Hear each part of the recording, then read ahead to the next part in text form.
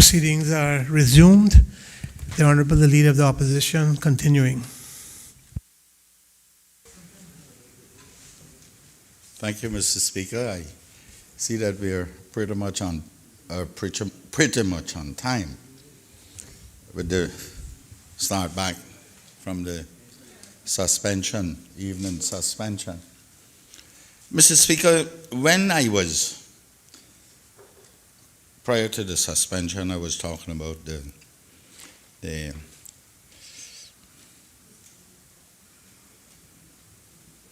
those law firms not being required to have majority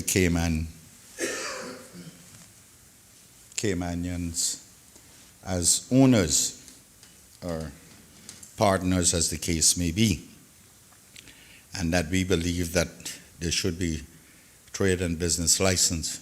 They should be subject to being licensed under the trade and business license law, or LCCL, whichever is appropriate for the structure.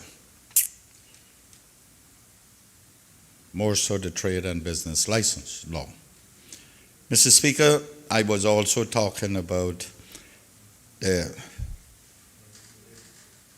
why Caymanians are probably seen in a light that is not favorable to have them involved in these partnerships or ownership. And I mentioned the young man, Mr. Richard Barton, who is extremely capable. And then I turn to people like, it would be remiss of me if I did not speak briefly on another young Caymanian. I'm not necessarily leaving out any of the Cayman lawyers, but these are the ones that I can speak most competently on, like Samuel Jackson. Mr. Speaker, Mr. Jackson and I row every day about something. At least the days that we speak to each other, which is quite frequent. But I have never once, nor can anyone else in this country, I believe, successfully question his competency on planning and land use law. Yet, despite being the person to turn to on those matters, he will never, or it'll be a long time before he becomes a QC in this country. Anywhere else, Mr. Speaker, it's my understanding, and I don't know, but not that I know, so I've been told, that the one criteria for becoming a QC is that you must be proficient in a particular aspect of law. Yet, here we are. And Mr. Speaker, there are Caymanians who have become QCs, Queen's Counsel. But there are so many others that are appears to be eminently qualified to be. I look at our neighbors, the East Caribbean, and for that matter, Jamaica included.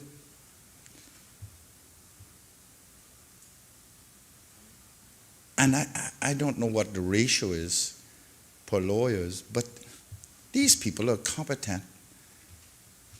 And I'll venture to say they have much more QCs than we have here. Per profession on a percentage basis. And I only say all this, Mr. Speaker, to say that it is a perpetual cycle. Every now and again, we do a one or two. And I'm not saying it should be on a wholesale basis. But there are so many we don't recognize our own. That's the problem. Yet, we go around this country criticizing, let me use that, the East Caribbean and Jamaica. But at least they recognize their own.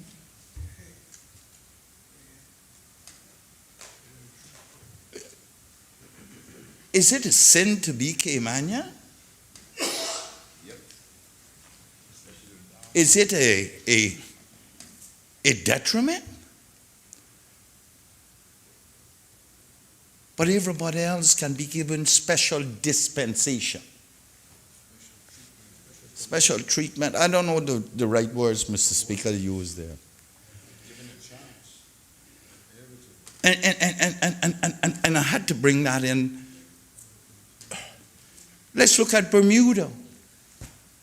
You gotta be the companies gotta be majority owned Bermuda to operate there.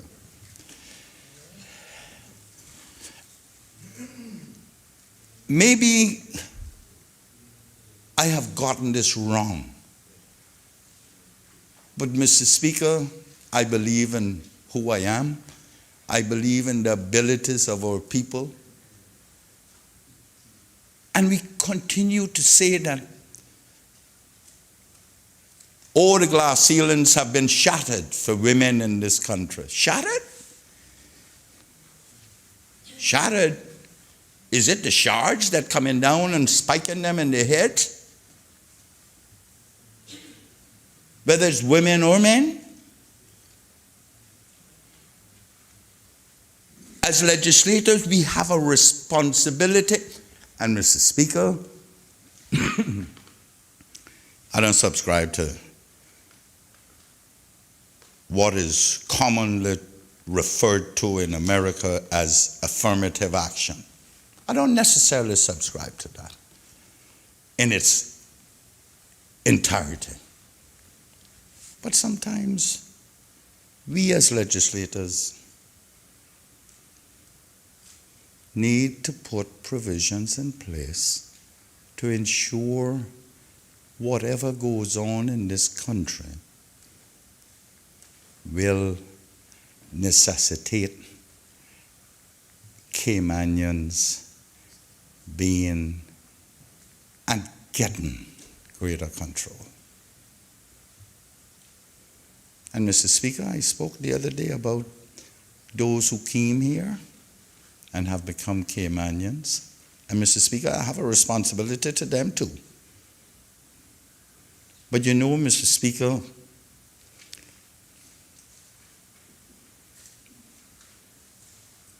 when people have a status of expat in this country, work permit holder, whatever, every one of them, or the majority, the vast majority, wants to become Caymanian. But once they become Caymanian, they find out it's not as sexy as it had looked. Because they experience much of the same treatment that the generational Caymanians experience too. Be that as it may, I too have a responsibility to them. But I also, Mr. Speaker, within that responsibility, also have a responsibility to ensure other Caymanians don't take advantage of Caymanians too. I have that responsibility. Not only as a legislator, but as a citizen as well. And I believe that this legislature need to put provisions in place to ensure that Cayman ownership is assured.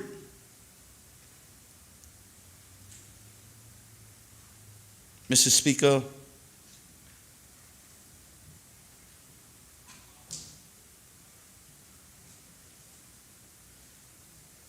one of the things, we must not only ensure that Cayman ownership,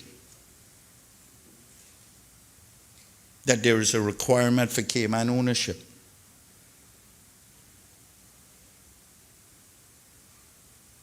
That the law firms must meet. But we must empower the authority, whatever that creature is going to be named. It was a board, now the Premier said a council, and I am proposing an authority in accordance with the authorities' law.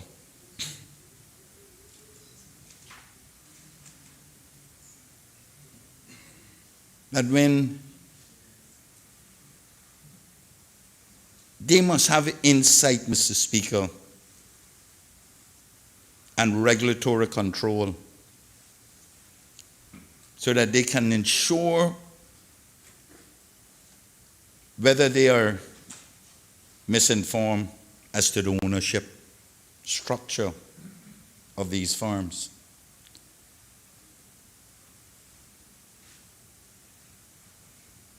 This is the only place you don't know the structure of a farm, the ownership of a farm. But you see, Mr. Speaker, all of a sudden now we're backing up on it because an elephant has stepped into the room. Hitherto, it was only lawyers could have law firms. Yet, there are law firms in this country that is owned by people who are non-lawyers.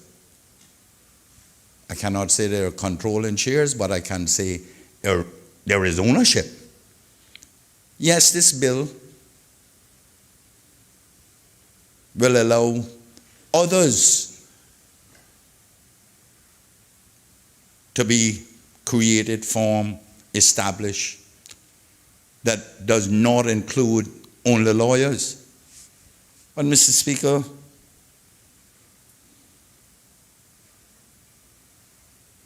without the regulatory oversight of compliance, that tiger, whatever we call them, is going to be toothless, you know, Mr. Speaker.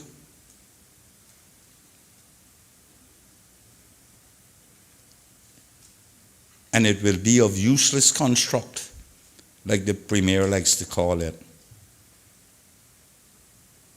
if it does not have control, no matter what we call it. It doesn't matter what we call it. It will be useless without teeth.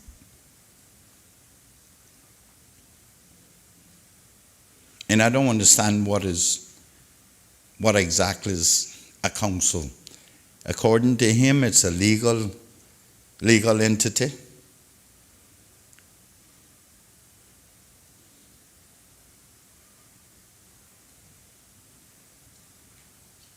I thought we were moving away from all these old structures now with the advent of the Public Authorities Law, such as I am proposing in these amendments.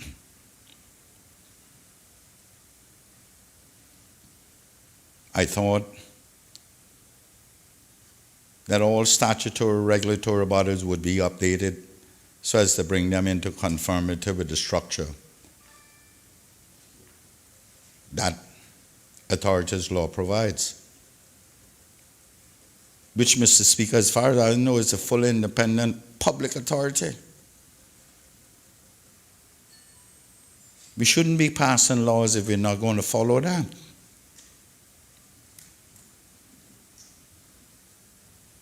Mr. Speaker, we agreed that in 2016 it was, and which I read earlier.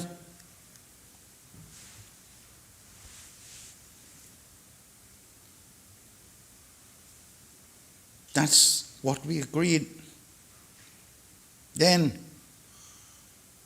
I know then at the time when I read this out, I said at the time that the then minister reneged on it and the premier withdrew the bill. It appears like the premier and this government is reneging on these too, or also. That's concerning. We can't get past 5 years, 4 years of memory.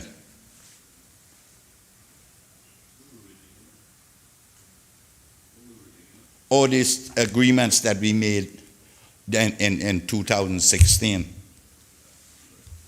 That's what is being reneged upon. Mr. Speaker, that's what attorneys are saying they want. 60-40 or LCCL, which allows room in the future for Caymanians to take over. You can't create that many Caymanian lawyers by virtue of grant to continually fill the law firms up. There must be some generational Caymanians that can go there. Mr. Speaker, we need to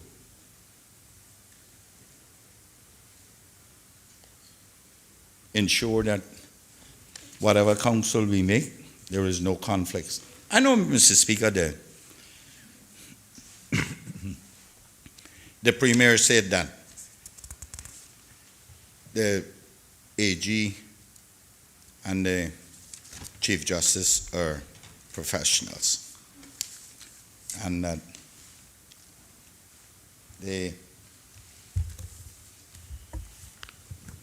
there's no conflict. Mr. Speaker,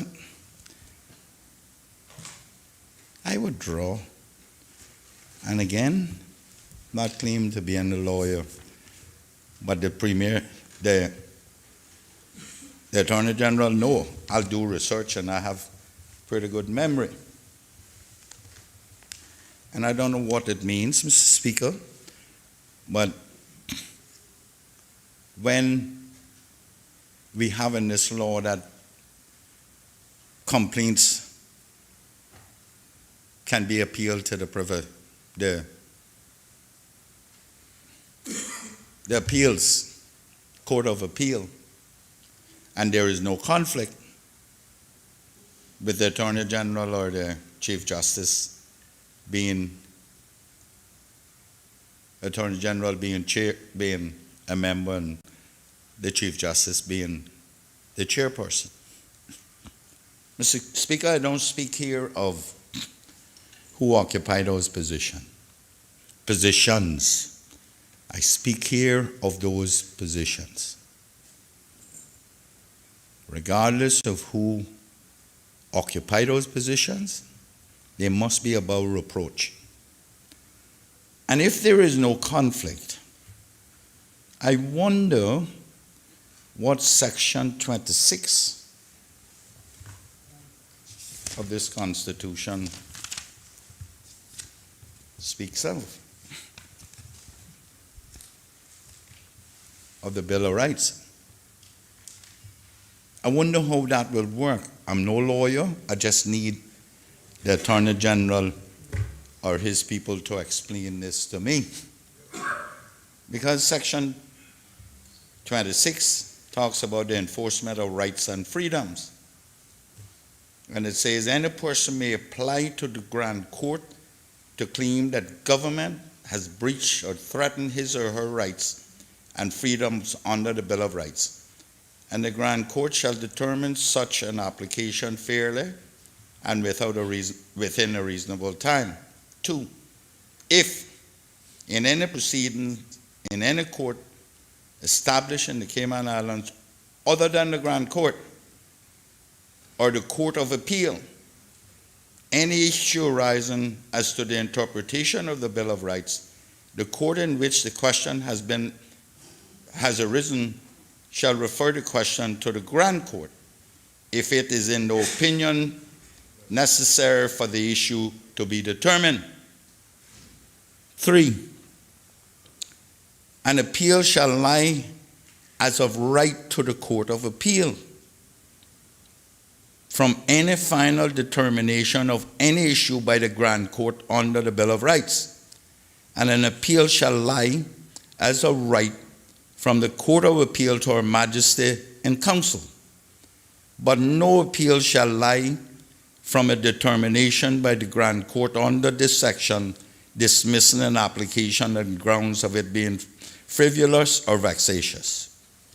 4, proceedings under subsection 1 shall be commenced within 1 year of the decision or act that is claimed to breach the Bill of Rights, or from the day of which such decision or act could reasonably have been known to the complainant.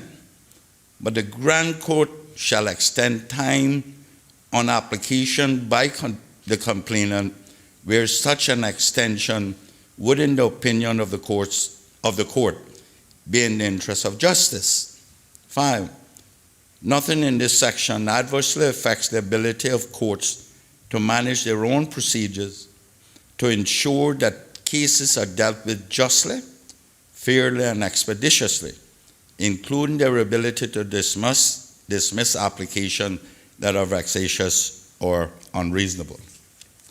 Now, Mr. Speaker, the Attorney General seems to be smiling. I don't know. As far as I know, the courts, the Grand Court is managed by the Chief Justice.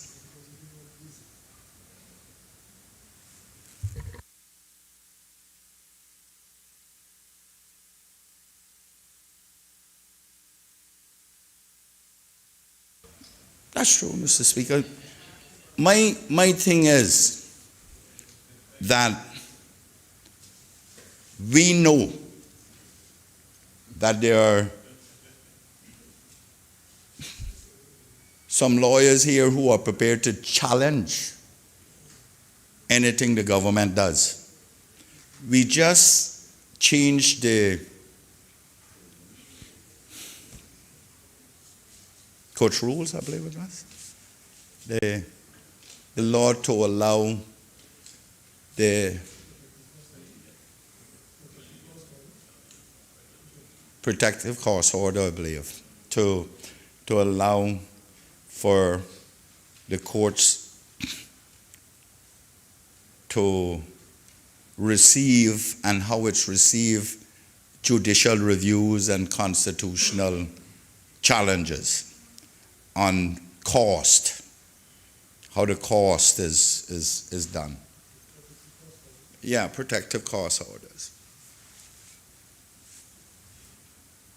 That requires it to go to the Grand Court. So, and this is my layman perspective, Mr. Speaker, should I say. But I've been here long enough to know that I should ask questions in this realm. How can a lawyer be disciplined or regulated with regards to behavior and otherwise, and not have the opportunity to respond in accordance with the real piece of legislation in this country? Nobody regulates the lawyers now.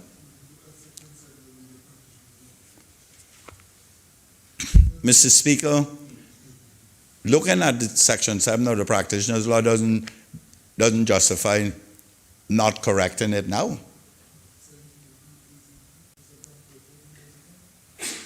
Yeah. So, the reason we are proposing it goes to the appeals is because the Chief Justice is conflicted.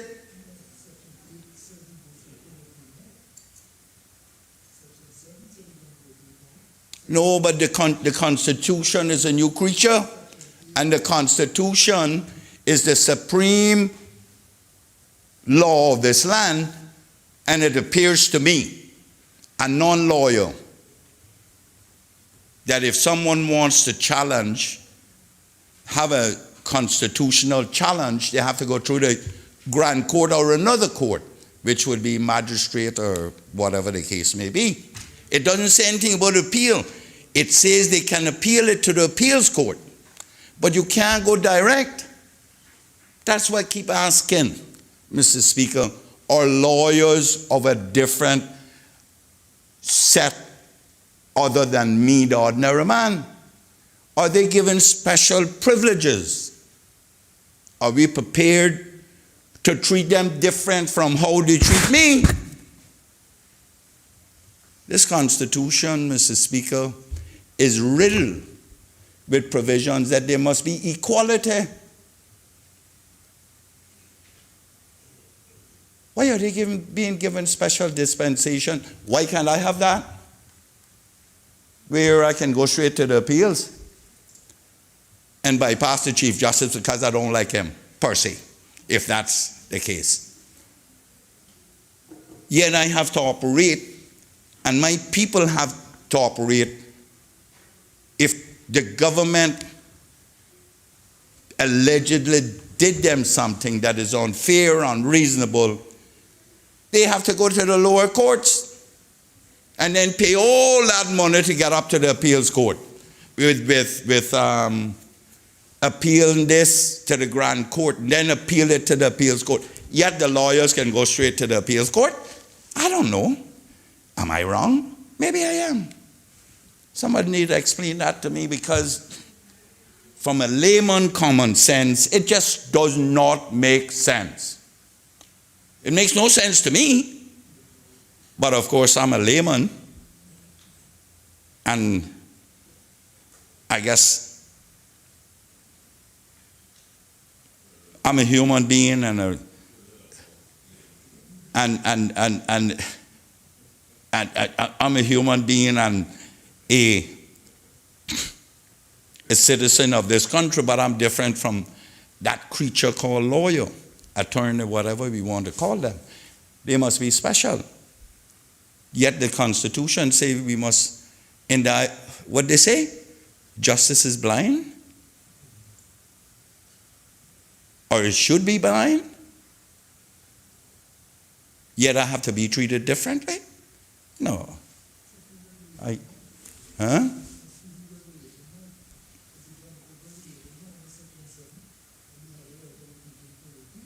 Yeah, but we're putting it straight to the appeal.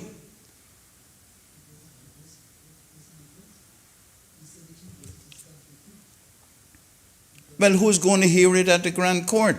Who's going to set the judges? Yeah, but he is not the regulator.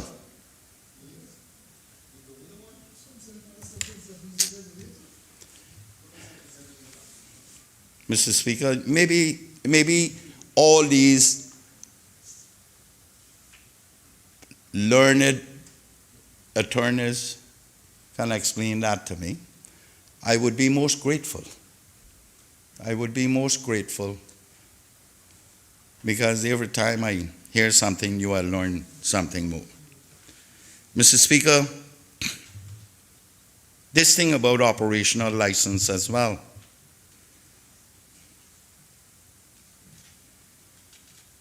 I don't think we should have wholesale license of all law firms.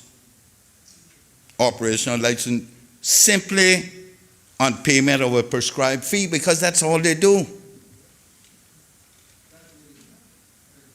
I know that's what they do. It is now. That's all they do.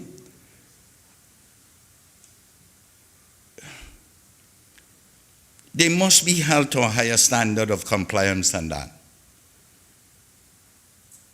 They must undergo a fitness test.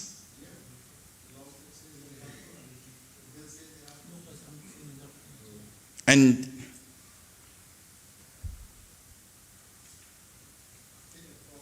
by so doing,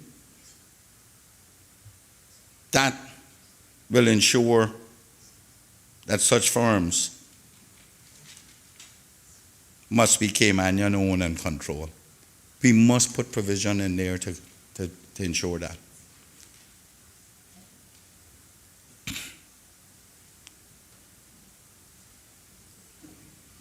Mr. Speaker, we are proposing that overseas practitioners have to come here to get called. And they pay a work permit fee.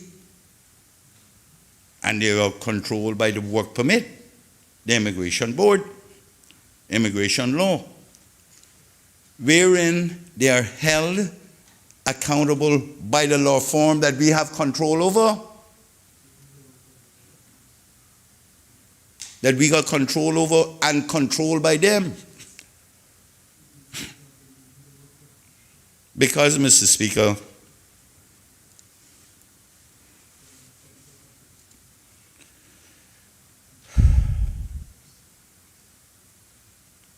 we are losing a lot of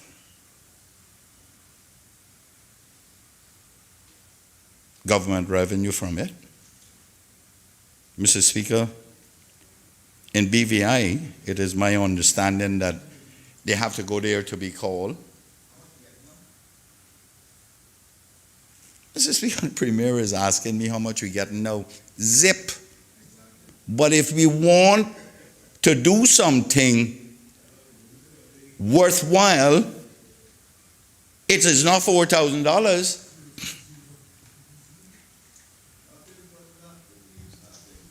But Mr. Speaker, I know nothing from nothing, leave none, but we got still be with a zero, with naught. But here we are trying to convince the members that we should be doing something. But all we're doing is wholesale granting license. We don't, Mr. Speaker, you tell me how we are going to control those people overseas except through the law firms here that they're working for. How do we do it? You think we're going to be the council or whatever that creature is, to be authority or whatever? Will we be sending investigators over there? If they do something that damages the reputation of this country, then the law firm here will be punished because they must be under them.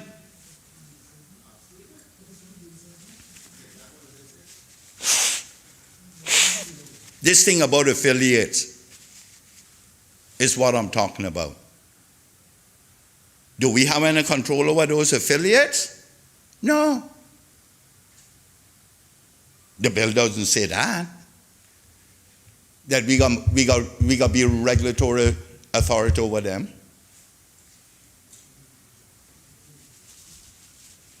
Someone needs to show that to me, and there where we are regulatory authority over the affiliates. They're in another jurisdiction.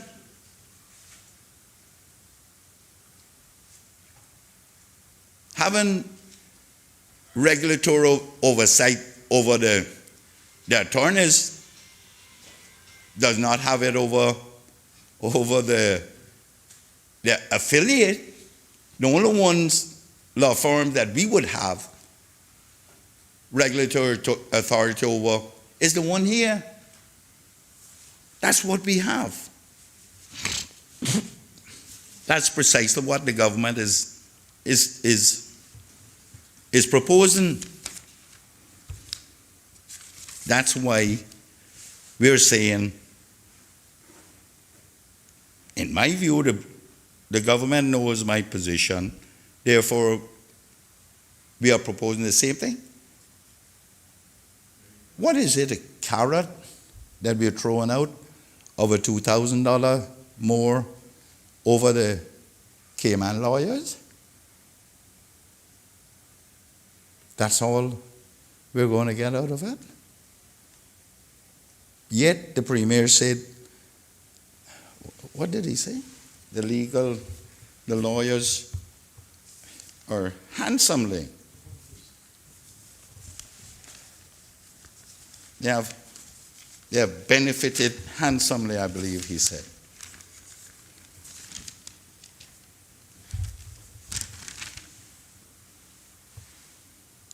Yes, of course it benefits attorneys handsomely. Mr. Speaker, I want that to happen. But in so doing, the country needs to, Mr. Speaker,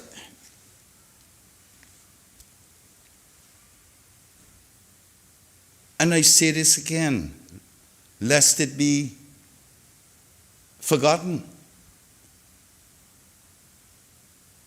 I'm not against there being overseas practice. I'm not.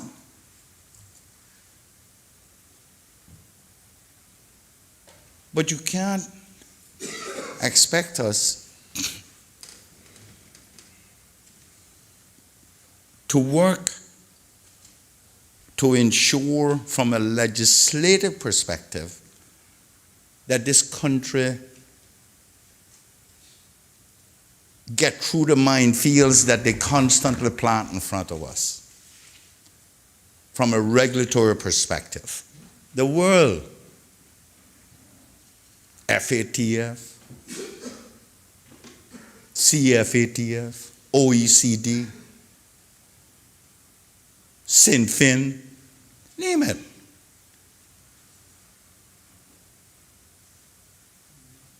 EU. I hope on to see that report that came out this week about them and Delaware. I hope everybody sees that, has seen that.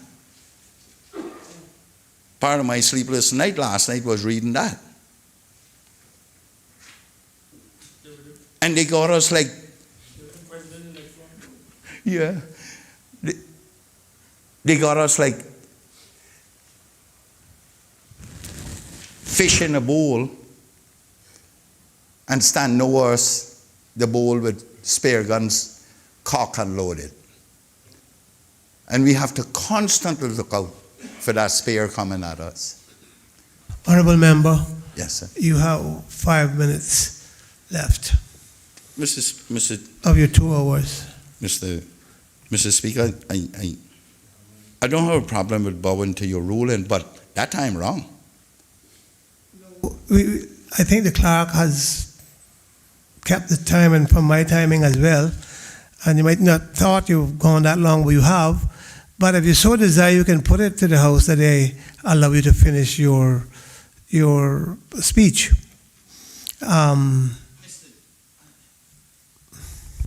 Speaker, I know I started long after quarter past, like 23 minutes past. And you brought a call on the Premier to move the motion to extend 4:30. And that was just about 2 minutes to 4:30, and I said it wasn't 4:30 yet. But I will bow to your ruling, Mr. Speaker. Unfortunately, I guess it's so much here to debate. And I am not going to give the Premier the benefit of saying that I asked him to extend my time, because that'll be another time for debate again. That'll cause another debate. So, and I do not wish to be indebted in debt with him. Just so that I know, how Owe much, him how much anything. time are you saying that you have left? Mr. Speaker, I don't know. I don't want you to lose your time. It's a very important bill, and I think the House would cooperate to allow you to finish your speech within reason, of course. I think you're very close. If anything, you're very, very close to the 2 hours.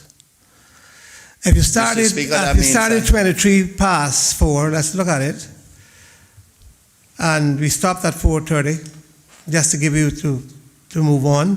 So you're not giving me credit for that, or? So 23, that's roughly 7 minutes, and you roughly started back at 25 past. Let's say, well, that was 5 minutes. I doubt it. So till 5:30. 5:30 we stopped, I think. Mr. Speaker, I'm fine. I have, and what I don't get in, I have some very competent people here on The clerk have you down 10 past 4. I think you're very, very close to it, but I think you should take my suggestion. I think the House would be open to allow you.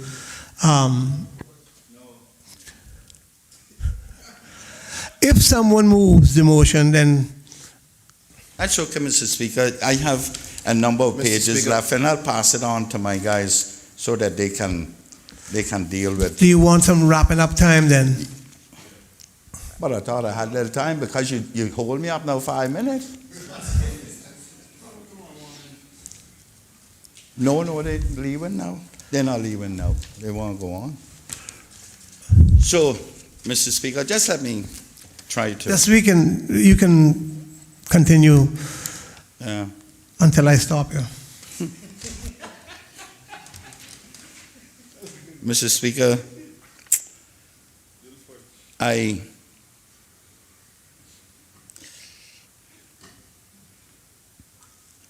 will make sure I utilize the committee stage. I believe that the Premier has somewhat indicated, I want to be very careful because he likes being careful with his words so that they don't come back to put him in a position that he is under an obligation.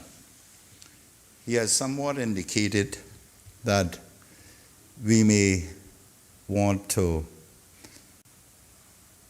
meet to see where we can come to agreement on some of these matters, whether it's in a different format from how he wants it and how I want it, or up my side wants it and how his side wants it. I am hopeful because I want to see this done.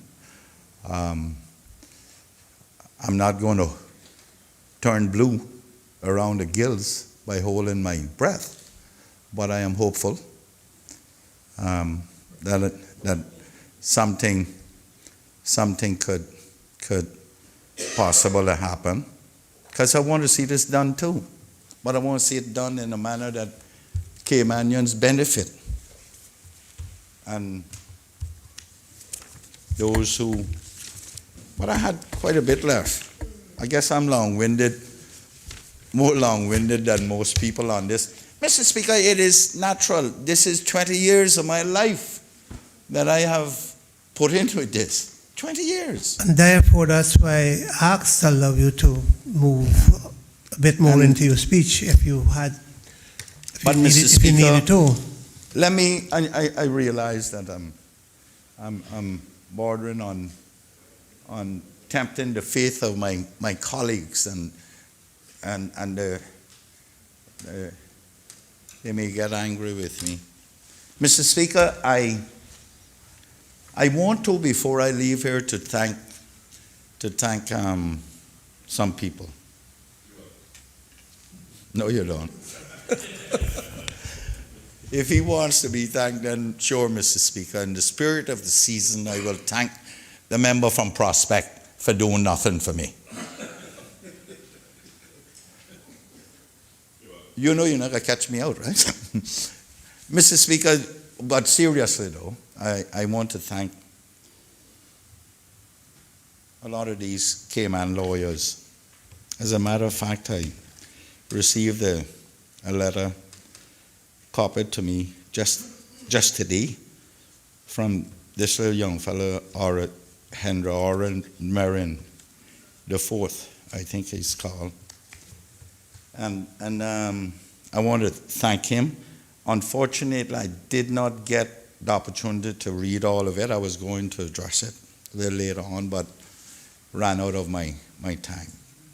But he has been a stalwart in this fight. Mr. Speaker, I want to thank my friend and confidant, the one that the Premier says I have now opened a law firm with, Jackson and McLean. I really want to thank Sammy Jackson. Sammy Jackson, despite what you may think of him, his heart is in the right place. He wants what's best for this country too, Mr. Speaker. Every day I said I row with him. Those are personal fights, but we can separate those when it comes to what this country is about. He has committed his time over and over and over again and again. He's a good attorney, despite what whomever they may be, may say about him. I have much time for Sammy Jackson. Likewise, I have a lot of time for Mr. Marin, also too. And I'm talking about a papa now. I'm talking about a young boy. The fourth Marin. Because most people think that Oren Marin is the father. It's the son I'm talking about. I have time for Oren too, but I speak specifically about his son. I met this young man at the age of 17, and I carried him to BVI, Mr. Speaker, shortly after coming to this Parliament, and I have yet to be disappointed in him as a Caymanian and as a young attorney. Mr. Speaker, I want to thank Mr. Ian Paget Brown, who provided me with invaluable advice and suggestions. Mr. Ian Paget Brown has been here a long time and is very capable, understands the lay of the land, and despite what the Premier may say about those who have not been in the financial industry, Mr. Ian Paget Brown's life has been in the industry, the financial industry. And if there is anyone here who knows any reason why he should be ridiculed or vilified, speak now or forever hold your peace. Because I can tell you, Mr. Speaker, I believe he's been here 50 years, nigh on 50 years.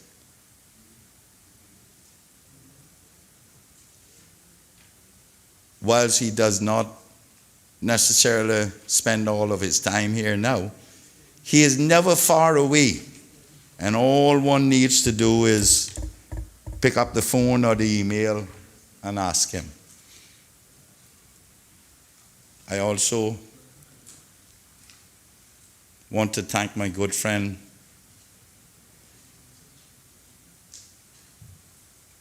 Klein Glidden for being the conduit between Silpa and I.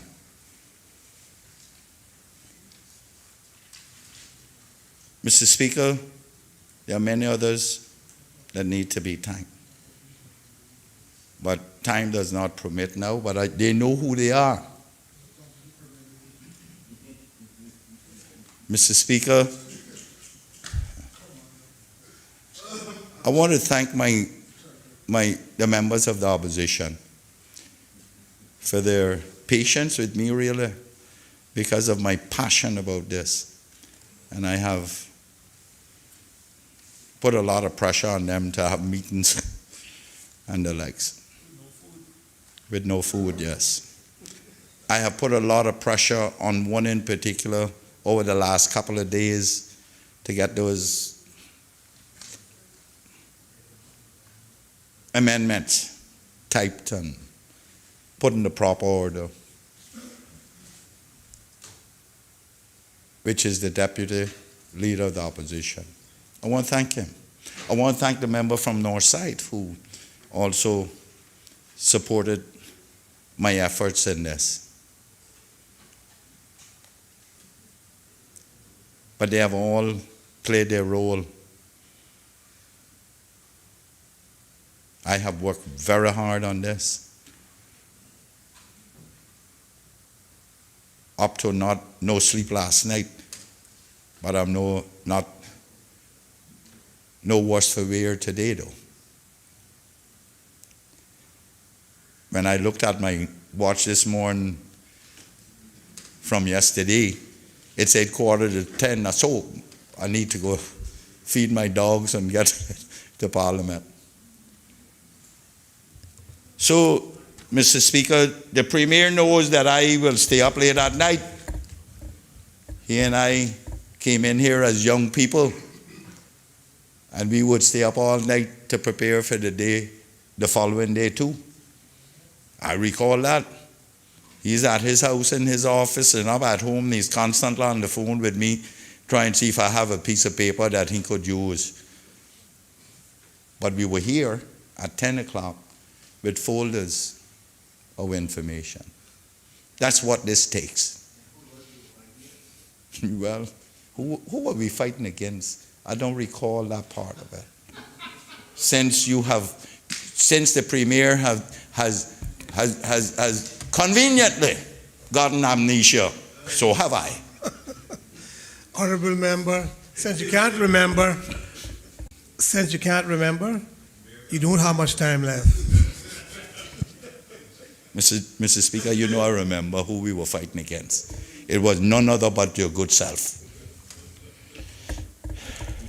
Mr. Speaker, I want to thank the Attorney General. He has provided some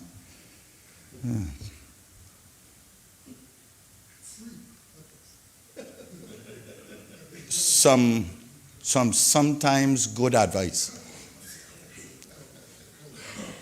That's an endorsement? Well, I'm not saying that his advice was always bad. It's sometimes I accepted it, sometimes I didn't. You know? He has always he does remind me that I call him at some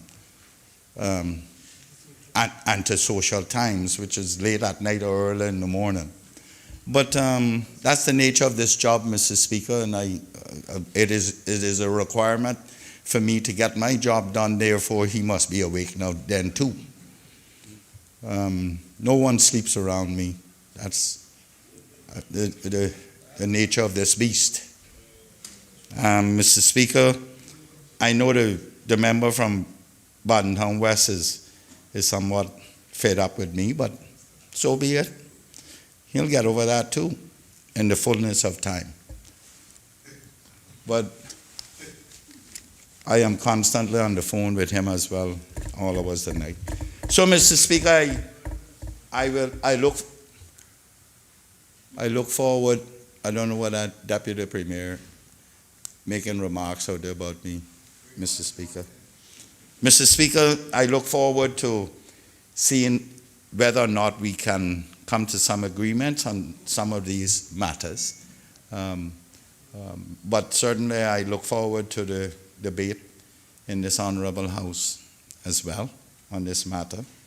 For those young ones who are here now, or new ones, they will get a glimpse into what it means to advocate on behalf of their people, even though many of our people will never have any vested interest in this. Their children and their grandchildren and generations to come will be. Mr. Speaker, I thank you. Does any other member wish to speak? Does any other member, the member for Georgetown Central?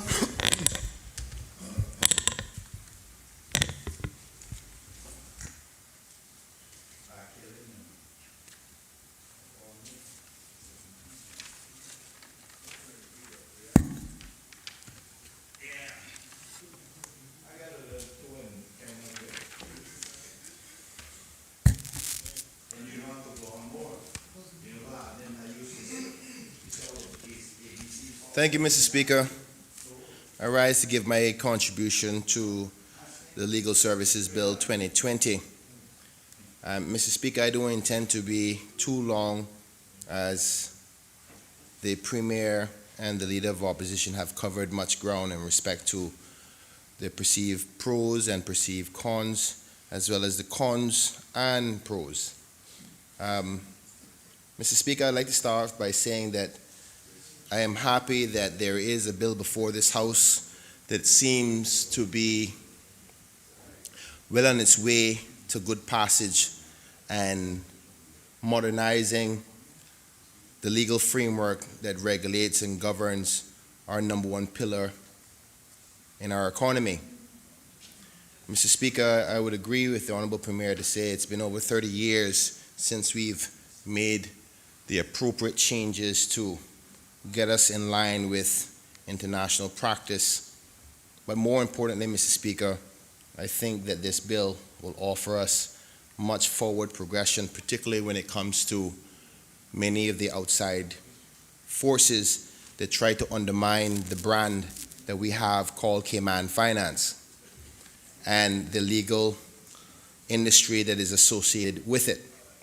So, Mr. Speaker, I'm proud that I'll be associated with the passage of this bill at the end of this session. Mr. Speaker, I think that the current framework that regulates the legal services, compared to what we are proposing here today, by leaving it alone, I would have to agree with the Premier, does more harm than good. Also, I recognize that this bill may not please all parties that will be affected by it, but I think there's a common acceptance that something has to be done, particularly with regulating those who practice Cayman law outside of our borders, because it puts our number one industry at severe risk. Mr. Speaker, we've heard the Cayman Islands name be called so many times about our legal services, our financial services, and the rumors of persons giving orders on behalf or giving advice on Cayman law without the appropriate qualifications from this jurisdiction, as because none was set before. Now, Mr. Speaker, this bill will address that. Mr. Speaker, this bill also addresses a key area that has been a conflict for some time, which reflects on the progression and protection, if I dare use that word, of Caymanian opportunity within the industry of legal services. Mr. Speaker, understanding, knowing that there is no 100% perfect bill, I think that this bill services as, I can't say as good as it gets, but a very good enough bill that hopefully will get the passage of this House to make sure that we give some protections to those up-and-coming Caymanians and give them a smoother pathway into the successes of the legal services industry. Mr. Speaker, though I am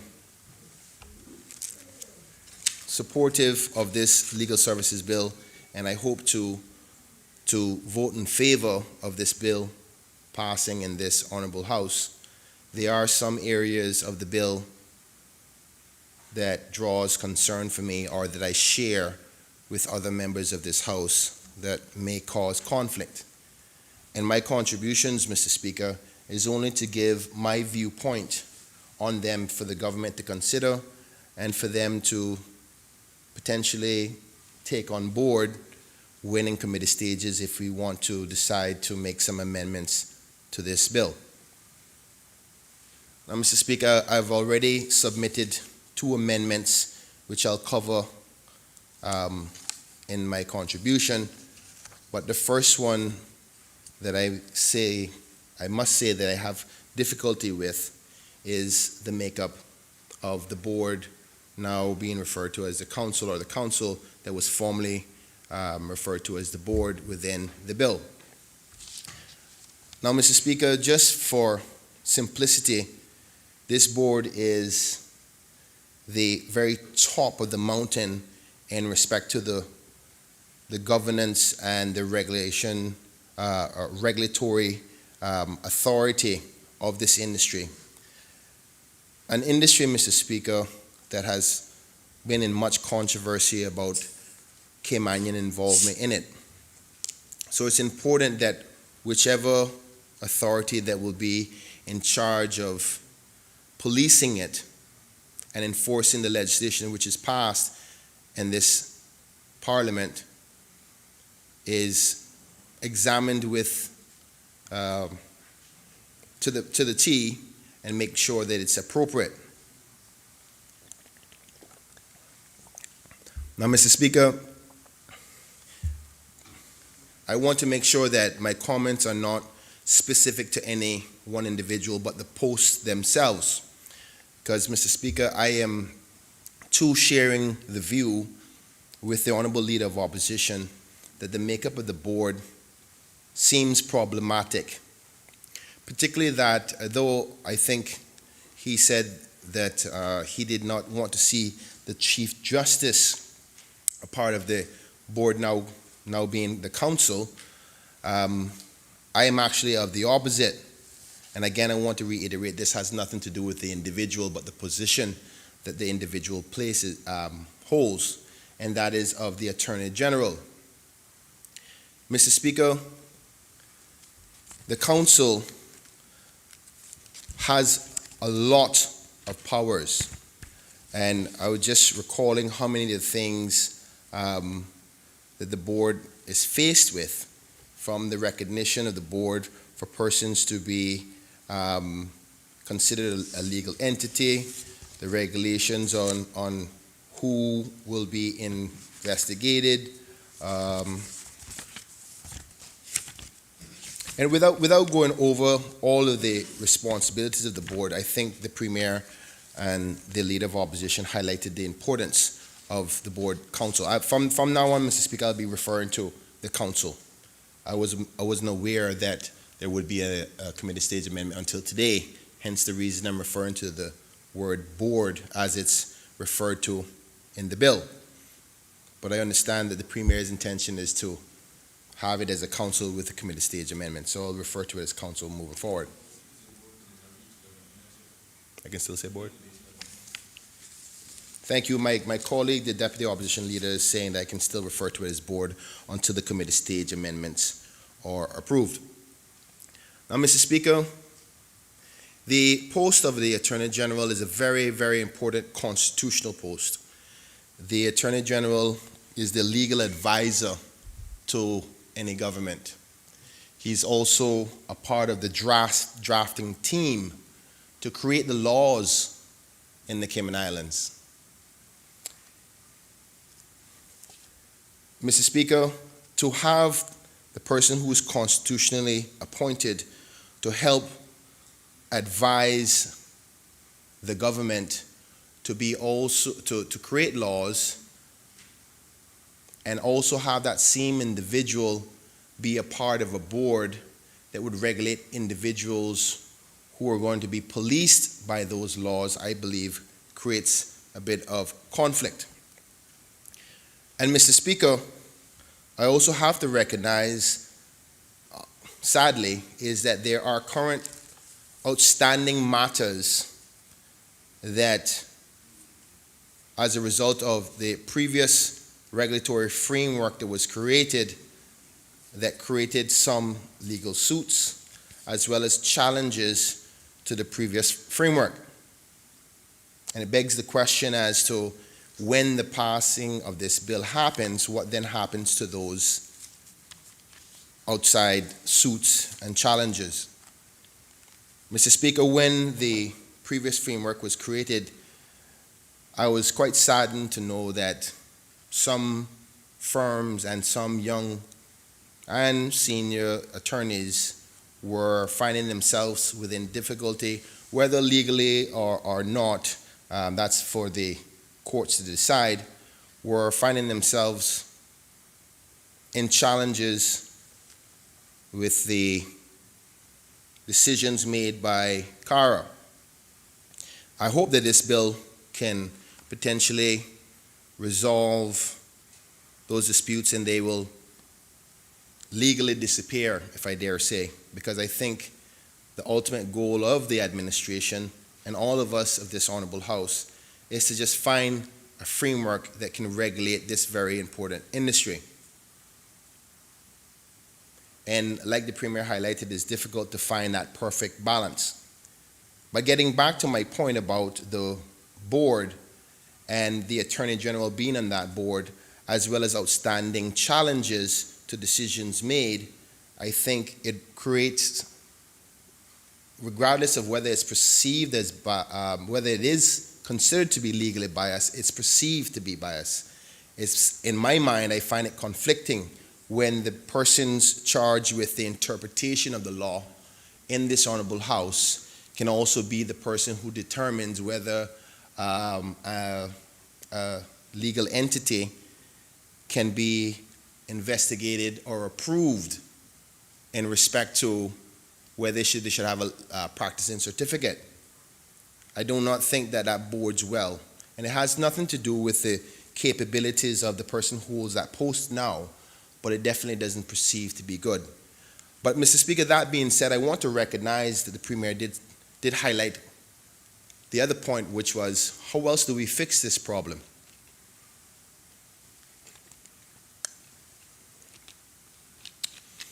And his contribution, the Honorable Premier said that ideally they would have liked it to be regulated by the industry, self-regulation. But unfortunately, the framework that was created some of those problems that I referred to in respect to challenges and suits.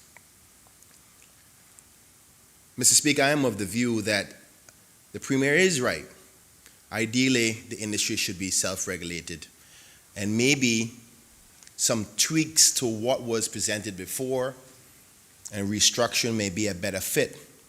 Because though I see the position of the Attorney General being more potentially conflicting than the Chief Justice, because the Chief Justice is not also a framer of the laws that will govern this industry, but he's also the head of the justice system that we have that may have to make decisions based on the industry that he regulates. I find that from the outset, without legal experience as an average man, that could create some perceived biases, if not biases straight up. We have to recognize that we're all still humans. And keeping the biases as far away from each other as we can is the only way that the community can feel, as well those affected by the structures of policing and regulation can feel comforted to know that there would be no conflicts.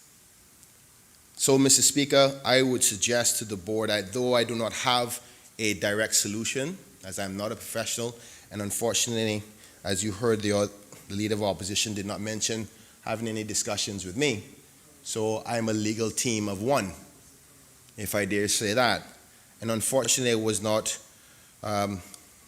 was unable to, because of the busy schedule of the Attorney General as well as the Premier, we were unable to meet to discuss this point.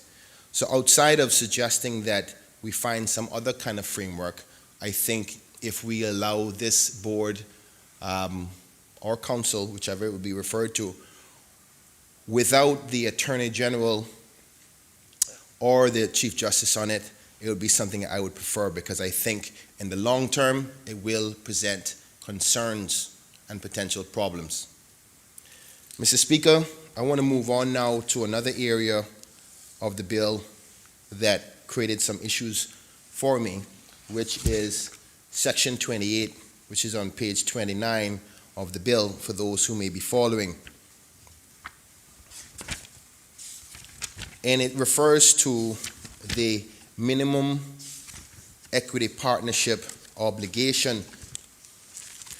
And I want to congratulate the government for putting this requirement in, because it gives a level of security to make sure that Caymanians are owners in a very rich industry. But the problem that I find with it is that there could be potentially misused without a quantifying factor of what an equity partner means. What I mean by that, Mr. Speaker, is what's the value of an equity partner? Does that person own 0.00000% of the partnership, which can amount to $100,000? Or does that one partner own 50% of the company? Now, I know that creates much difficulty to quantify, and the formula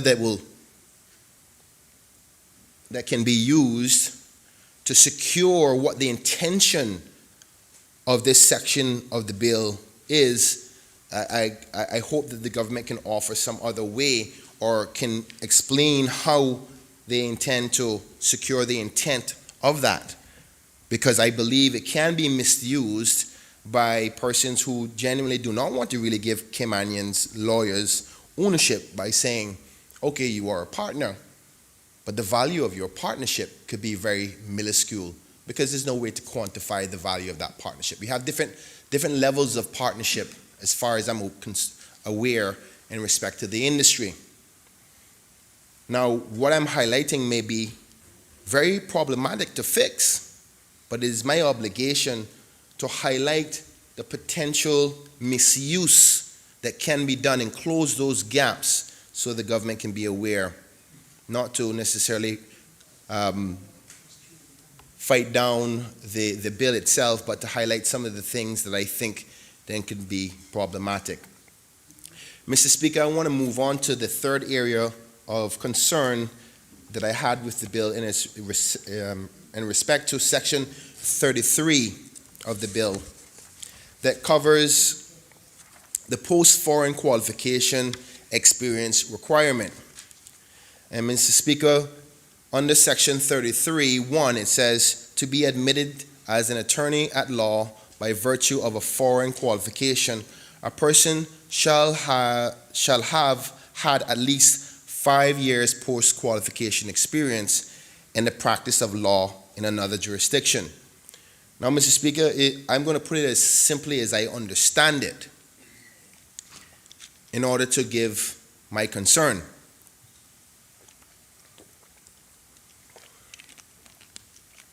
Mr. Speaker, in our jurisdiction, this law will mandate that in order for you to come to the Cayman Islands to be called to the bar, you have to have had at least 5 years post-qualification experience elsewhere. And the previous requirement, as far as I've been told, was 3 years. So it's considered to be, in the legal terms, 3 PQE. And this law seeks to increase it to a 5 PQE. And I think the Premier, and I don't want to misquote him, but I'm just going to give what my understanding to what he said, and if he wants to clarify, I totally understand. I don't want to misquote him in any way. That basically this gives more security for new lawyers coming up the ranks to get the junior level jobs.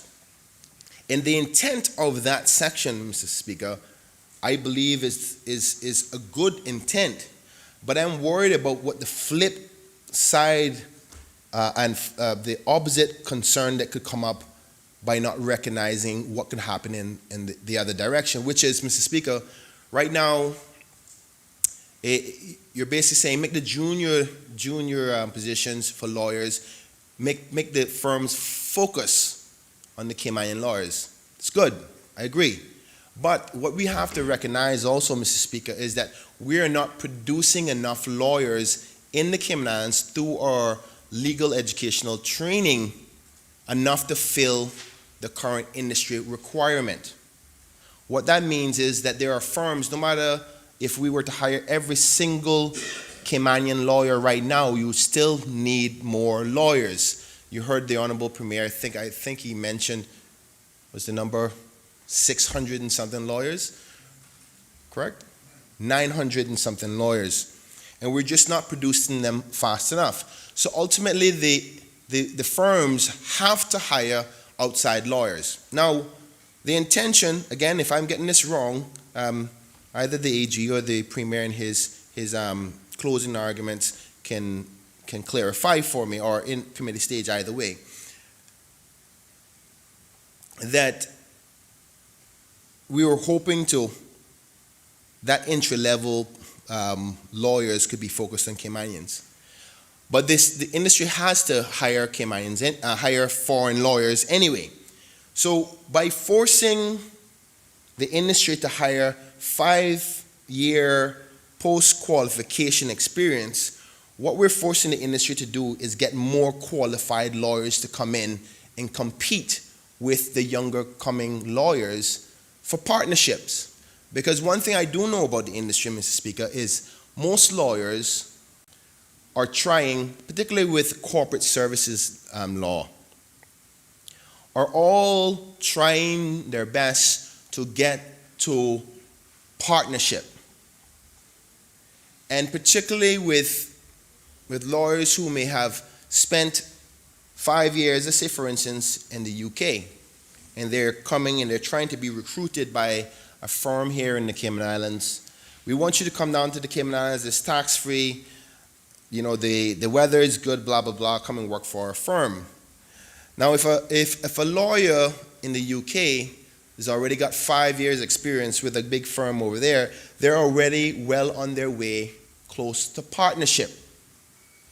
And, Mr. Speaker, if that lawyer then accepts an invitation to the Cayman Islands, chances are they will argue in their negotiations or recruitment to say, well, how close will I be to partnership? What I think will ultimately happen by mandating it to be 5 PQE, Mr. Speaker, is that we're going to invite only the top-notch lawyers to create a glass ceiling for the new lawyers coming in. Because most of the lawyers that we're bringing from overseas will be closest one to partners. And all the partnership locations will probably be consumed way before the chances for a strong Caymanian lawyer to get up there. And here's what could potentially adversely happen, or what is.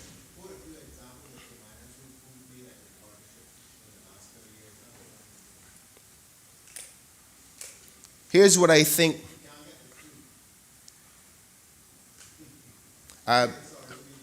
It's okay.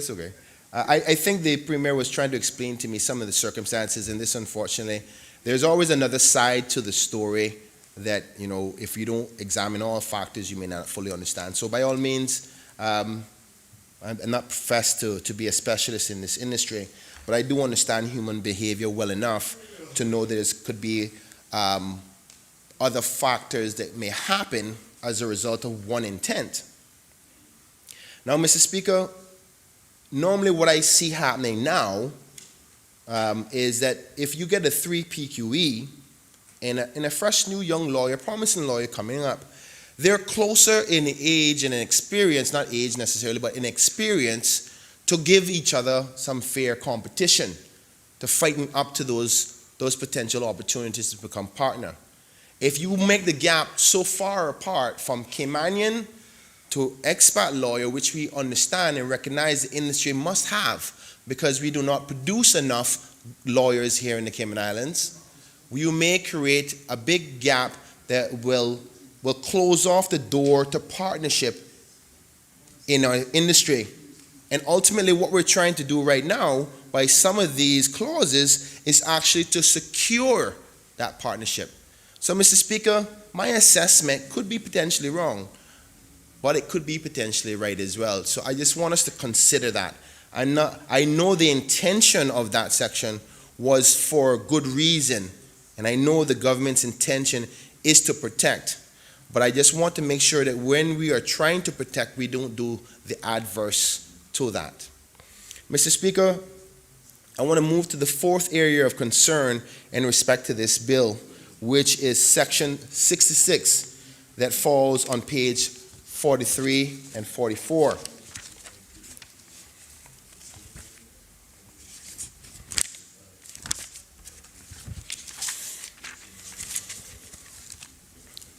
And Mr. Speaker, it's in respect to the annual compliance certificate.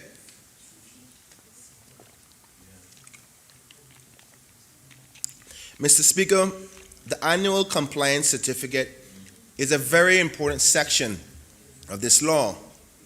As it says in the bill, it says, a law firm shall, on or before the 31st of January each year, deliver to the board a certificate indicating whether or not the law firm has during the previous year complied with each obligation imposed on the law firm and any affiliate by this law. Where the law firm is recognized legal entity, complied with the criteria to maintain its status as a recognized law entity.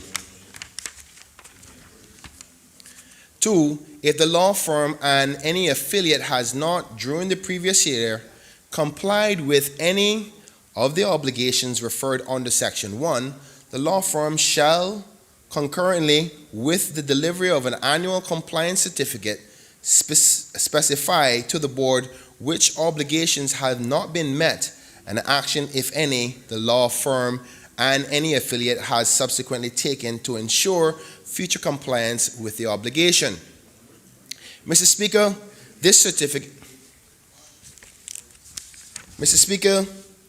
this annual compliance is a policing mechanism to ensure that the industry stays up to standard. So this section is in there for a very important reason. So every year they get a check to say, listen, how you doing? Making sure that you keep the brand Cayman in our legal services and our financial services industry is up to top notch. That's the purpose of some of the clauses in here. And now, Mr. Speaker, if law firms are obligated to have this compliance certificate every year, you put in mechanisms in place, and this is what I'm going to get to now in Section 66.5, that we put pressure systems in place to make sure they comply.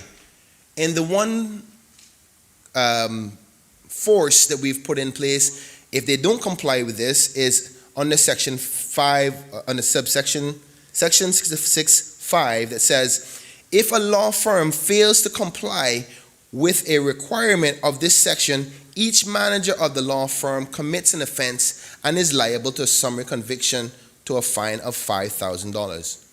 Now, Mr. Speaker, when we make laws in this honorable House, sometimes we put in fines that are called deterrent fines. Not that we realistically would like to fine somebody that large amount of money, but the thought of spending or paying so much money in a fine is enough to deter them not to do it. And because of the seriousness of the compliance certificate, I think a fine of $5,000 is really, really small. And the reason why I say that, if you think about the legal services industry, you have some lawyers who, that's a dinner for two out on a special Friday night. And my point is, if we seriously want to make sure that the firms keep up that compliance, that keeps up the standard of the financial services industry and the legal services industry that supports it, we have to put a more severe deterrent. Therefore, Mr. Speaker, I'm putting forward an amendment that suggests that we increase that summary conviction of $5,000 to $25,000. Mr. Speaker, I think that we have to tell the industry that we are serious about protecting our number one pillar of our economy. And the legal services is at the heart of that. So we, as legislators, as parliamentarians, are working hard to compromise amongst ourselves to find a legal bill that will help modernize and regulate that we can all accept. But we also want the industry to know that we are taking this very seriously, because not only do we want to modernize it, but we want to improve the industry. And this will send, I think the $5,000 is not sending an adequate enough of a message as to the seriousness of compliance certificates. Mr. Speaker, I was going to highlight some of the areas of local education and training, but I must admit the Premier's contribution in respect to those sections under Part 9, Section 67 to 70 gave me some level of comfort. So therefore, I'm not going to refer to that particular section. But Mr. Speaker, in closing, or in my last concern, I want to bring up Section 99 on page 57 under regulations, under Part 12. Section 99 talks about the regulations, and I want to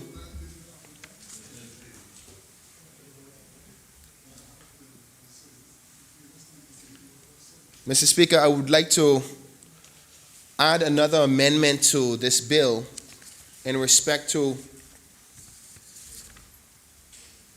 adding another clause, another section of Section 3, 99.3, by adding a clause D, which would read, and I'll explain why afterwards,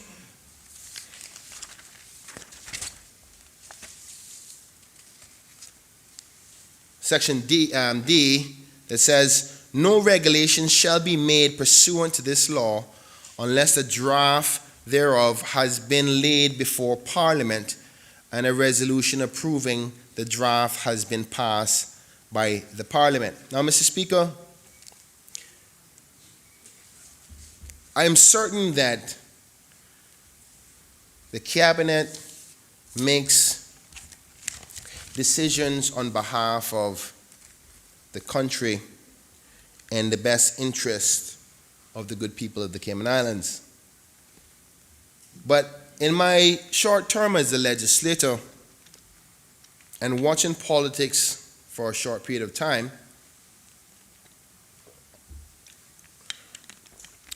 I think any bill of this significance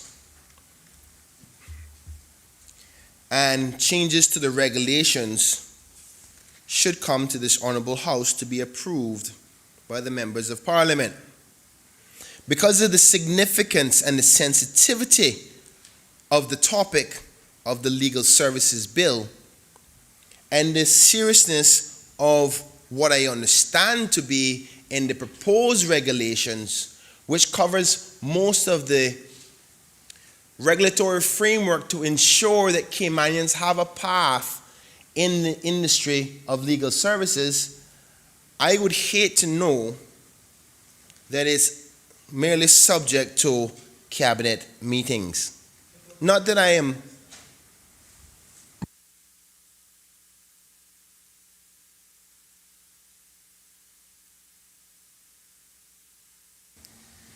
Mr. Speaker, the Honorable Premier suggested that I thought that I want to be a minister, and he's correct. I do intend to hopefully one day become a minister. It is it's a goal. But anything that I think that any government that I'm a part of within a cabinet, we are confident what we do within the cabinet. We should be confident enough to be able to come here to this honorable house and convince our other colleagues and members of Parliament that the changes that we are suggesting are justified and in the best interest of the people. The reason for that, Mr. Speaker, there is a level of transparency that is presented that people don't feel overly sensitive about in respect to, particularly, Mr. Speaker, I don't think the Premier is aware, but I have been able to get access to the draft regulations. And I know they have not been circulated, but I am surprised that the draft regulations, and after reading them, I see the significance of the draft regulations in respect to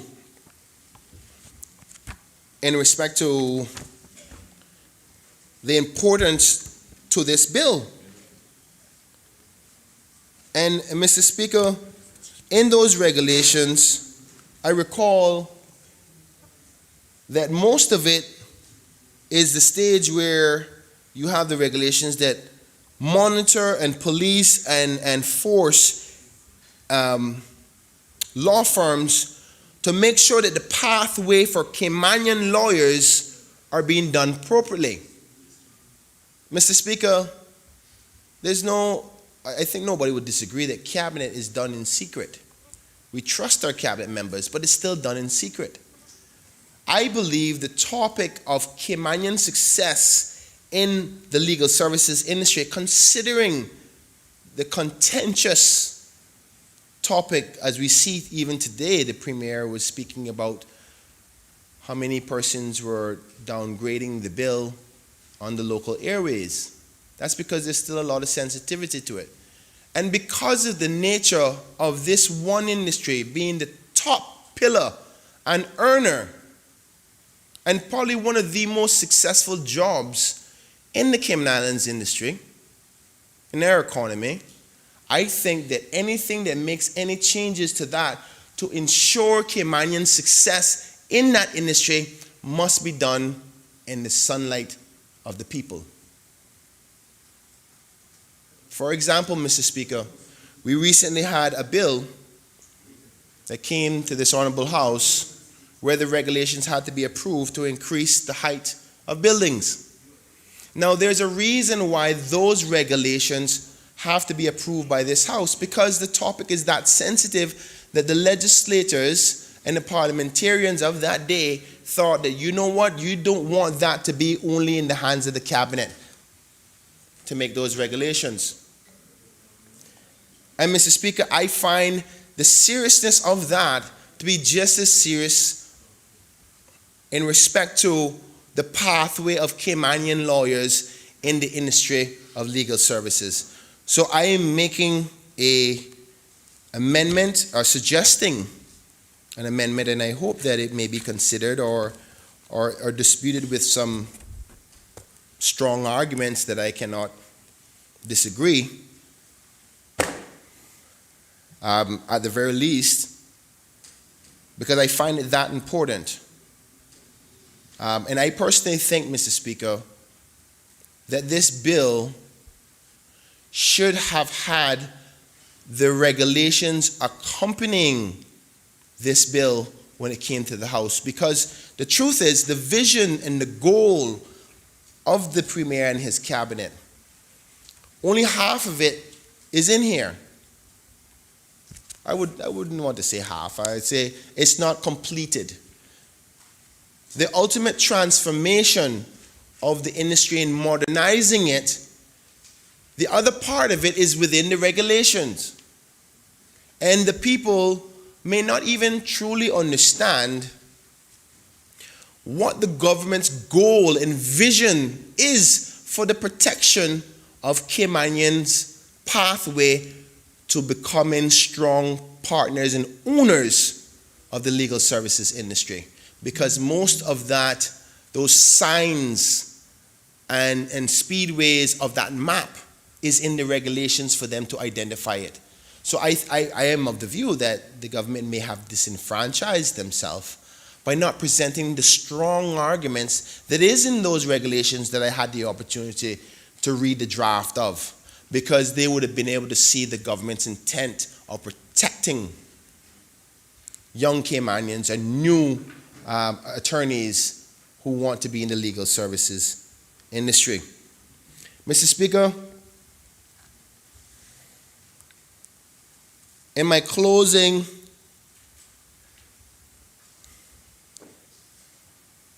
I want to just say congratulations to the government to bring this bill. And the reason why I say that is because we know that we are some 5 months away from the election. And to make the decision to bring a bill that I recall almost took down the last administration, so much so that the bill had to be withdrawn and created so much conflict that the government was willing to take the yet important but risky move of bringing a bill to the House right before the election. It shows a commitment, at least to this topic, in respect to an industry that's so important to the Cayman Islands. So I want to congratulate them for that. And if there is going to be discussions about many of the suggestions made by members of the other members of opposition when they gave their contribution, and though I understand that the leader of the opposition has covered most of the concerns on behalf of the opposition, that we can have a productive discussion and find compromise, because it's true, the Premier is right. This is a very, very important bill to our future. And if we don't get this done right, this could be the reason why we could end up on a blacklist. This one law. And it's time for us to figure this out for the industry that provides most of our income. The fees that we use to educate our children, the fees that we use to feed our seniors, the industry that creates good professional career opportunities. It's our job to protect it. And it's vulnerable in its current state. So I want to say to us all, let's find that solution. And I congratulate the government for bringing this bill, and I look forward to, with amendments, giving my full support so our industry stands strong as it has always been, from the creators of this industry in our past, Caymanians who had the vision and the dream to create the industry that we now depend on as Caymanians. Mr. Speaker, that is my contributions, and I thank you for the time. Does any other member wish to speak? Does any other member wish to speak? If not, I'll call the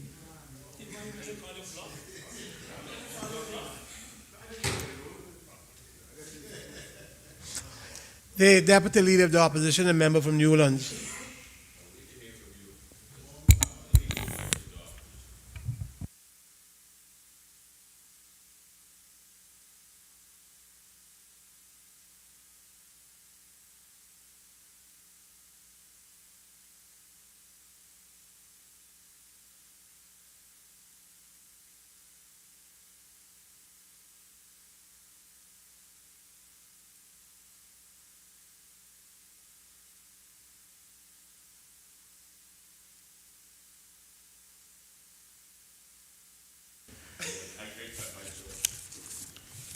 Thank you, Mr. Speaker. Mr. Speaker, I also want to give hopefully a short contribution to the debate on the Legal Services Bill 2020.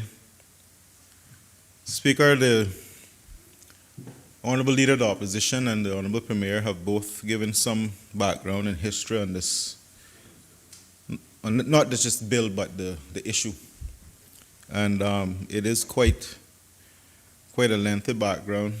It started long before I think most of us in here thought about politics, going into politics, but this has been hanging over this country for quite some time. And I've been around long enough to have witnessed some of the back and forth and the battles that have been waged around this legislation or earlier versions of it. But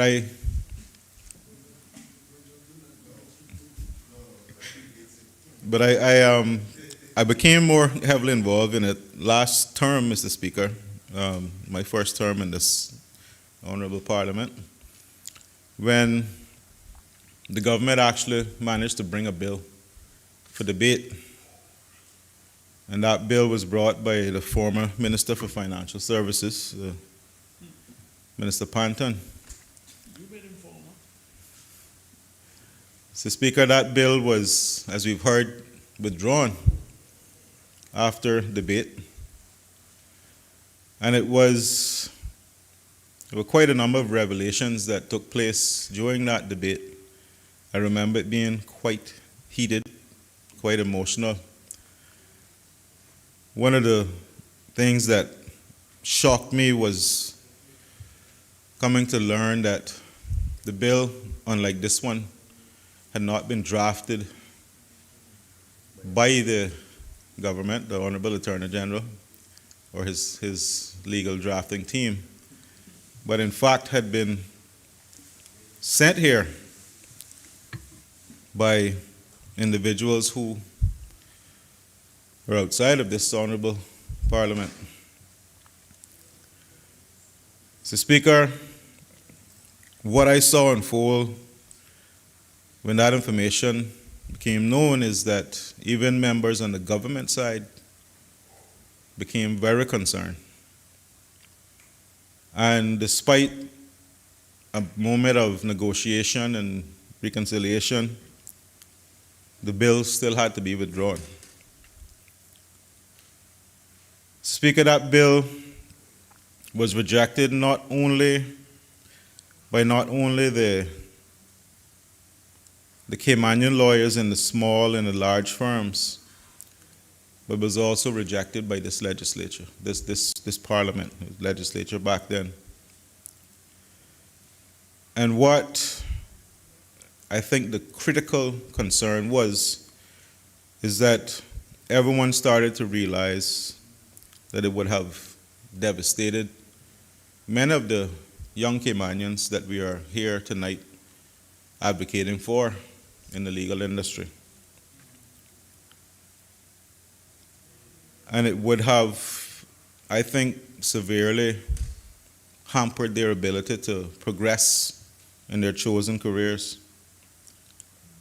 And it would have actually placed the control of our legal industry directly into the hands of a few large players, while not taking into consideration the concerns of the smaller players in the industry. So, Mr. Speaker, there was no surprise that that attempt failed. But I am heartened tonight to understand that we don't have to deal with that sort of situation now.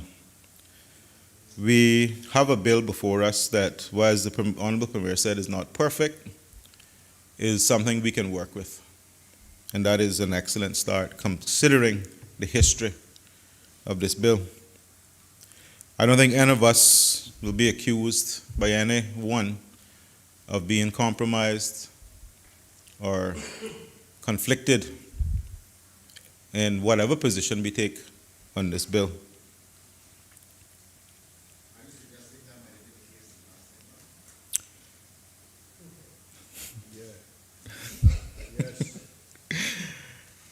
Well, I'll just continue my debate, Mr. Speaker. I won't offer my opinion, although I do have privilege here and I could, but I'm a nice guy.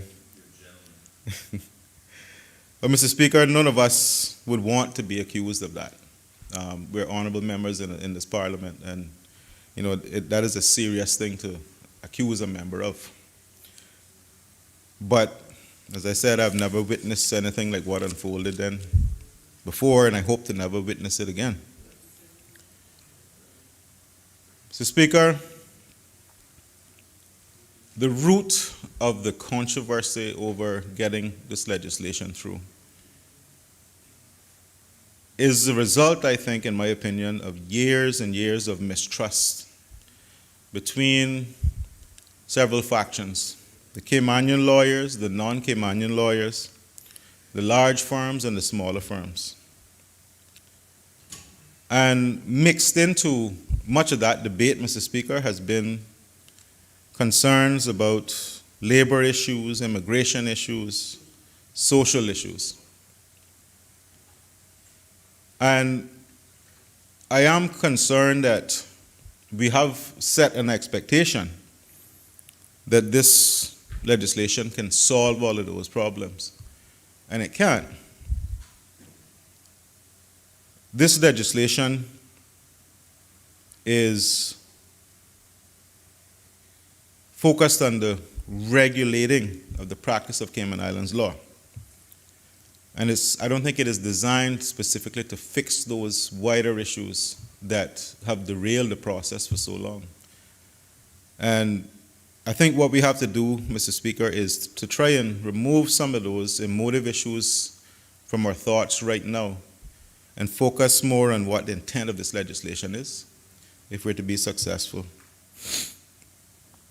Because no one piece of legislation, Mr. Speaker, will fix those issues. And they're real issues and real concerns. I worked in the legal industry. I have many friends who work in the legal industry and family. So I know what those concerns are.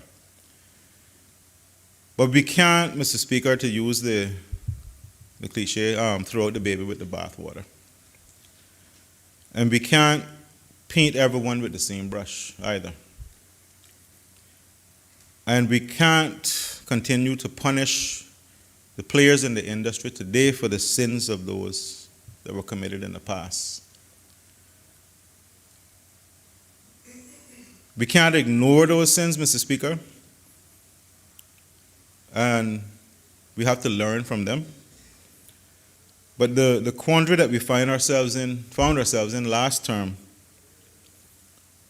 one side of the argument wanted truth and reconciliation, and the other side wanted to pass the legislation so that they could further their business interests and get on with their financial success. Both sides, Mr. Speaker, had something to prove. So this leads me, Mr. Speaker, to where we are today as a parliament, where we are now faced and have to accept our responsibility in this issue. And I talked about this last meeting of this parliament when I talked about advancing our Constitution. And I did address the newer members of this honorable House when I said that we have to now step up and raise the game and live up to the title MP. That means, Mr. Speaker, putting aside all of those negative emotions and memories and looking at this legislation from a fresh pair of eyes, with a fresh vision and a fresh understanding of what it is we're trying to do. Because this bill can go one of two ways. And I've seen it here before with the same exact attempt to pass legislation. We can end up going to war over it and likely abandon it. Or, as a parliament, Mr. Speaker, we can work together in the best interests of the almost, I think, 5,000 people who are employed in this industry. Bearing in mind, Mr. Speaker, that this industry, the financial services, contributes 30% of our GDP.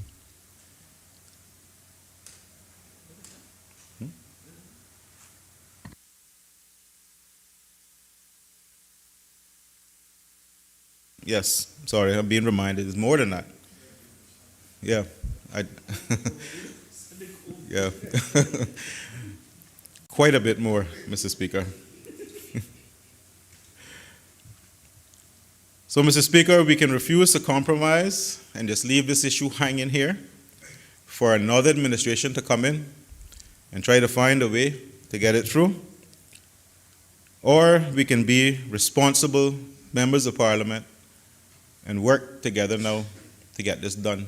My position is that we have to pass something. We have to get this legislation passed.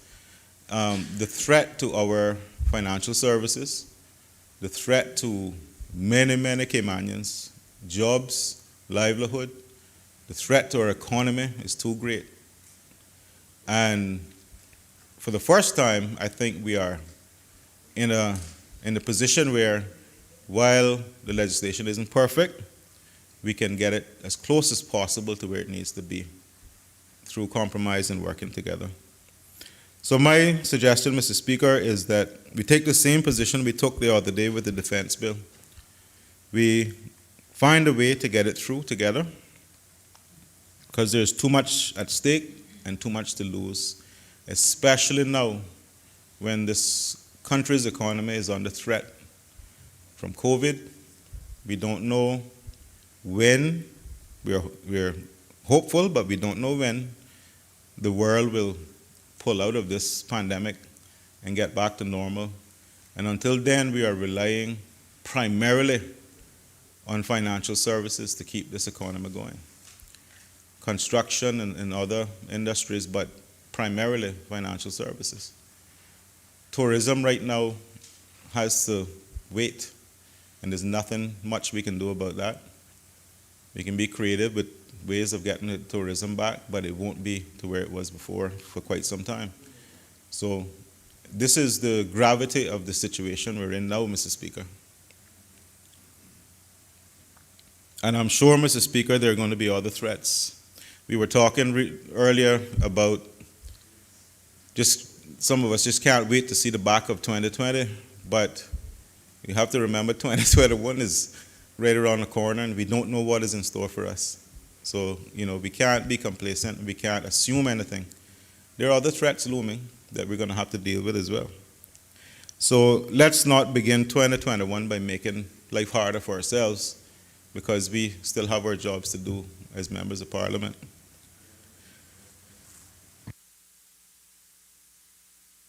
Mr. Speaker, I could continue to talk about the issues that we encountered in the past, but there is no future in the past.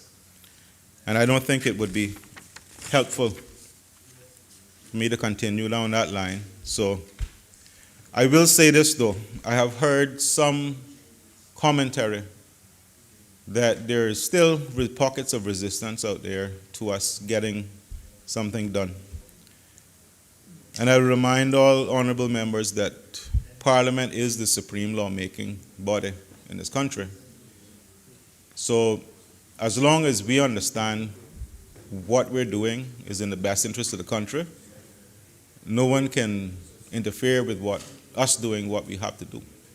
And, I hate to take that approach, but when you have a job to do, you have to be direct and you have to get it done sometimes, and you're not going to please everyone. But we will be sensitive to the concerns that have been raised. Clearly, a lot of those have been raised already tonight, so I won't rehash most of them. But I would like to see cooperation now, Mr. Speaker, across the board.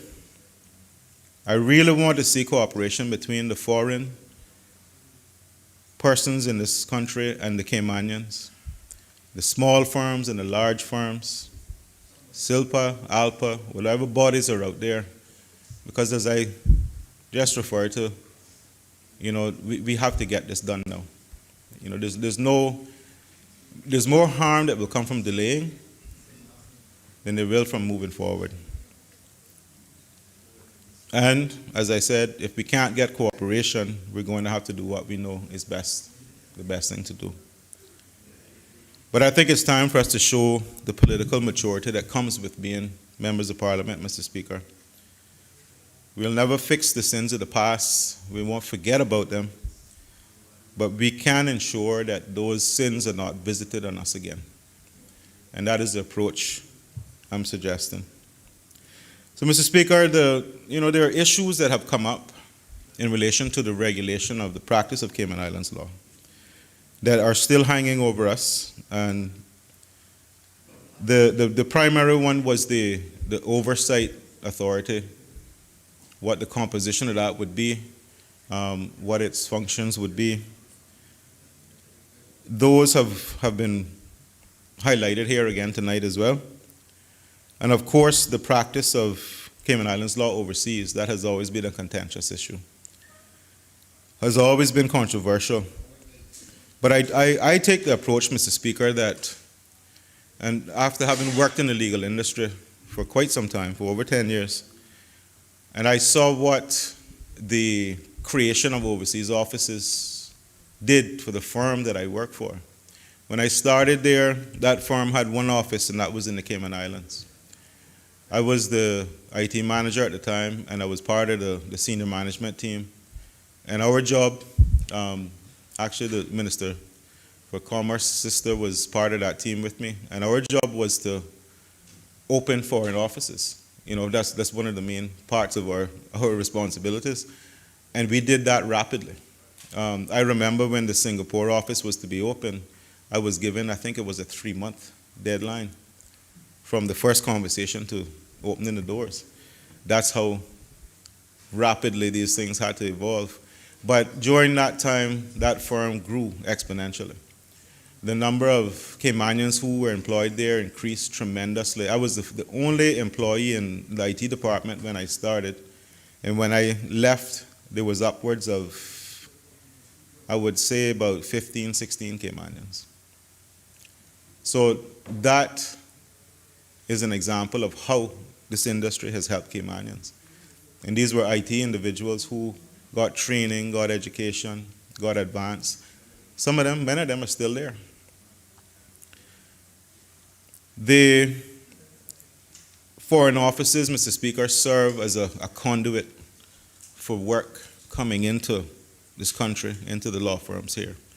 The impetus for actually opening a foreign office was not just to say that you have an office in Hong Kong or wherever, but it is things like the time difference and the demands of the legal clients, because they're very demanding.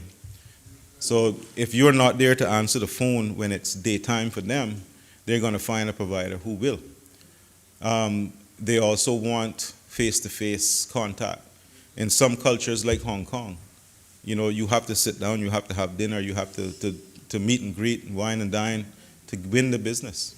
You have to go and sell your business. You can't do that over the phone. You can't rely on a marketing company to do that for you. That's face-to-face what lawyers have to do when they go out on those trips. Now, one of the issues that surrounded that was, and the member from Maltown West describes lawyers as hunters, and they are, is that in the past, the Caymanians didn't get those opportunities to go and market and build their business. So that led to some of the contention that built up and the animosity, because the Caymanians in the industry felt like they were being overlooked for those opportunities, which is, in some cases it was true. But the work that then starts to flow back here from those foreign offices, Mr. Speaker, is what causes the rapid growth and the explosion in these firms, and we've witnessed it in the past 20 years that we've seen them explode. So that I have been sold on the idea of why you need foreign offices, but I do have concerns that we haven't made attempts to regulate those lawyers working overseas and to be able to say who they are, what they're doing, and be able to hand on heart say, we have control of this industry. So that is another threat that we need to address here tonight. Another area that's a concern is, Mr. Speaker, has been the education and training of our local law students. In the past, many have felt that they have been overlooked at getting placements and getting articles, but that has improved. I can't, off the top of my head, think of too many Caymanian law students who have the requisite qualifications and grades that don't get grabbed up. And I see quite often in the newspaper young Caymanians being called to the bar, getting employment opportunities, being advanced. I even know quite a few who have now gone and secondment overseas to other firms or the foreign offices of the Cayman firms. And so there are opportunities there that are now being given to our young people. And I think there has been a shift in attitude generally. The industry isn't perfect. There's still those who don't play by the rules and who want to create their own rules. But you're going to find that in any industry, just about any industry. The legal industry is particularly aggressive. And, not having a proper piece of legislation in place to control the behaviors in those firms is what has created that environment, in my opinion. So, Speaker, one area that I hope that someone will address on the government side is the whole legal aid concern, where there are not many firms, still not many firms, willing to take on legal aid cases. I'm not sure if the intent was to address that through regulations or how we're going to address that, but I am concerned about the administration of justice and the availability of justice for many people, and I know that there are smaller firms who take on legal aid cases, but I think as a show of good faith, I know one firm had a legal aid office, and that was closed eventually, but it was quite busy. They were dealing with some high-profile cases, and it was quite beneficial to this country to have that. So I don't want that issue to be forgotten. So, Speaker, there's also been concerns about outsourcing, but there's a difference between working in a foreign office of a law firm, an affiliate office, and outsourcing. What outsourcing involves is sort of giving your back office operations to another outfit. And I've seen examples where American law firms are using firms in India, places like that, who don't pay their lawyers very much. But these lawyers have been educated and trained and admitted in the United States. Then they go back to India, and they work for very little money, and they turn things around quickly.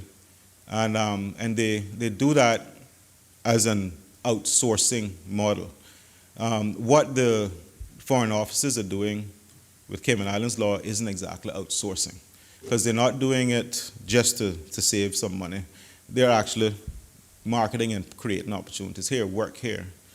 There is a temptation, I know. Some firms may say that they could relocate, some of their resources elsewhere to a cheaper jurisdiction to operate and have the work done there. But I am looking at the ratio that's been introduced, and I think that at the very least that will, if not stop that, it will slow it down to the point where we're never going to see everyone up and leave, because one-to-one on either side, you're bound to have people here. So the advancement and promotion of Caymanians in the industry as well, Mr. Speaker, has always been a concern. And I still have concerns about that because, as I said, I can't think of too many Caymanian equity partners in the industry. But I do know quite a few salaried partners. And I do know quite a few people who are on the brink of moving into that partnership. So again, attitudes have changed, opportunities have come about. And I've spent time speaking to individuals in the industry, Caymanians, born and bred. And their attitude has been, they've agreed with the positions we've taken on this side, especially last term, and considering what that bill would have done. But having looked at this one, Mr. Speaker, people are a lot less concerned about the legislation and are tending to agree, let's get something done. But they have also taken the time to point out areas that we could address and improve it. So I'm encouraged by that. I'm very encouraged because before the representation we got, and there were people who didn't speak publicly but spoke to us quietly, who would shock you.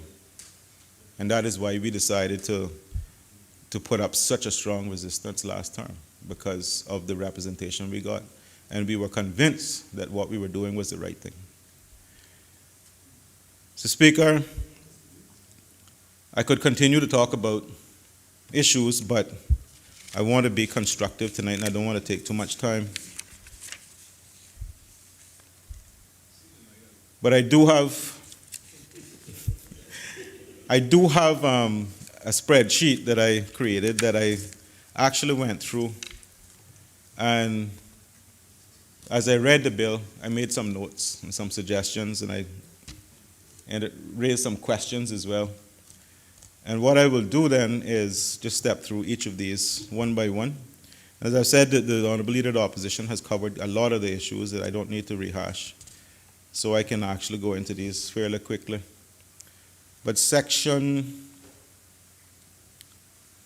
4 on the Constitution of the Board, I did have similar concerns raised that have been raised with having the Chief Justice and the Honorable Attorney General on the board.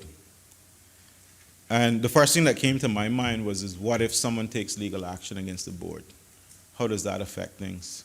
And especially in this era of judicial review, because we've seen quite a few of those raised in the courts recently. I also was a bit concerned, Mr. Speaker, about the appointment of non-practicing attorneys and not having practicing attorneys. And I understand why that was done, because, as I understand it, neither of the legal associations would agree to the other being on the board. And so this decision was made not to put any on. But the absence of practicing attorneys means that the board is a bit distanced from the day-to-day ins and outs of the industry. And that is a concern, because when you're that a little bit removed, you're not going to be on top of the issues and be able to respond to those issues as quickly as a practicing attorney would. So it distances the board a little bit from the industry, which is a concern I had. I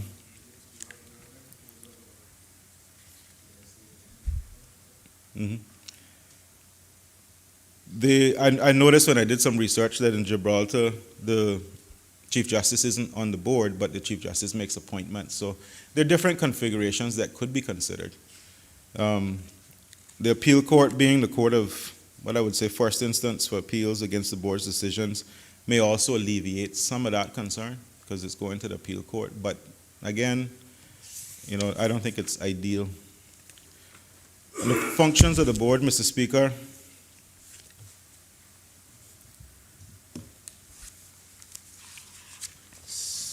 clauses 5, 2, and 3 allow the board to be advised by committees made up of members and non-members.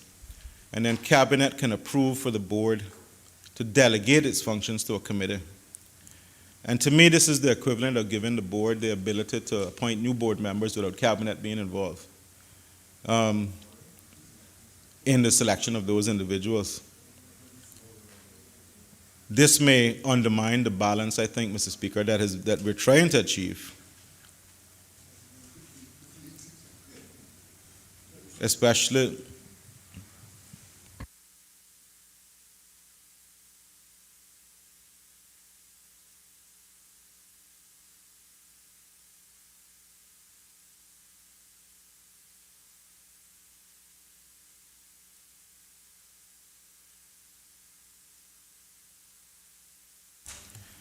And Mr. Speaker, for example, where the leader of the opposition has a member appointed, allowing this delegation then would kind of override that individual. If you have the board appointing a committee and delegating functions to it, I just think it should be a little bit cleaner than that. I know this results from the dispute between the two legal associations, but I don't want to endorse a situation where the board can actually create new board members without them going through the cabinet process. Well, cabinet can agree that they can delegate to a committee, but the board will then decide.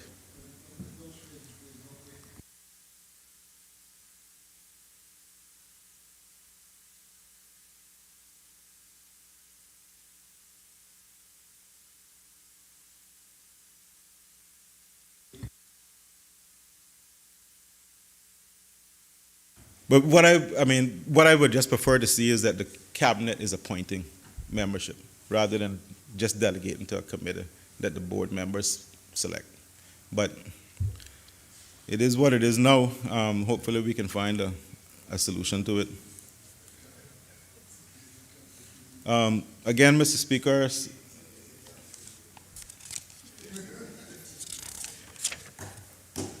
acting appointments in Section 9.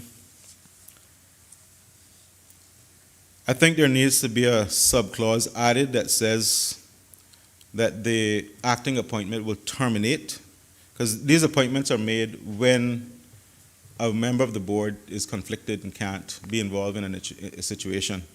So I think there needs to be a clause added that appointment will terminate immediately upon the conclusion of the matter for which the appointment was made, just to make it very clear that it's temporary and it ends abruptly as it began. Section 10, Mr. Speaker, resignation. I also think that needs to be some additional wording to say that the resignation takes effect when the letter is received by the Chief Justice and is ratified by the board, rather than just the Chief Justice receiving the letter and then that's it.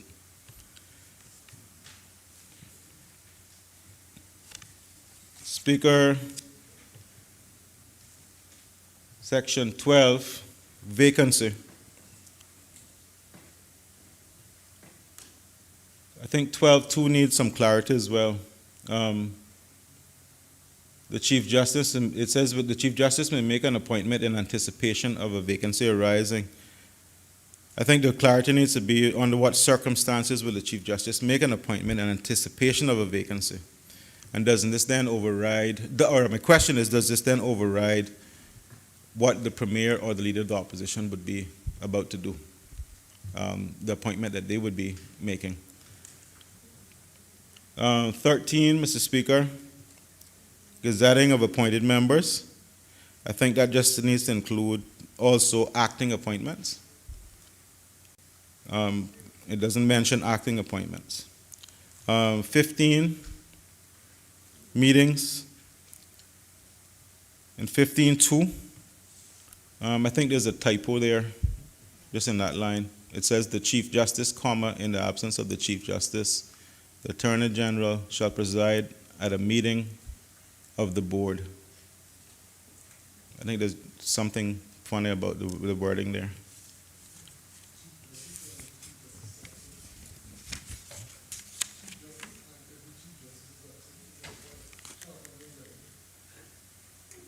Yeah. But it says the Chief Justice, comma, in the absence of the Chief Justice. It's I don't know. Maybe you can explain it for me.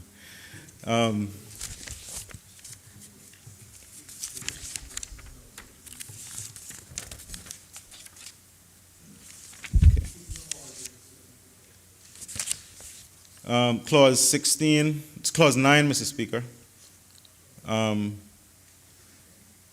Sorry, wrong page. Sorry? Yeah, I went back to the wrong page. Ability to practice Cayman Islands law or establish a law firm. Clause 28. My question here is, should we consider a ratio of Caymanian partners based on the number of practicing attorneys and caveat that with the ability to be exempted if they can demonstrate why this ratio can't be achieved. So,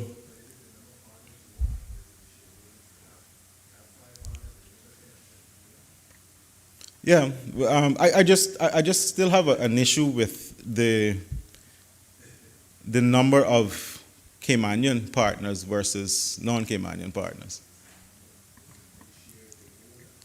Well, yes, the number of shares that they hold does matter as well.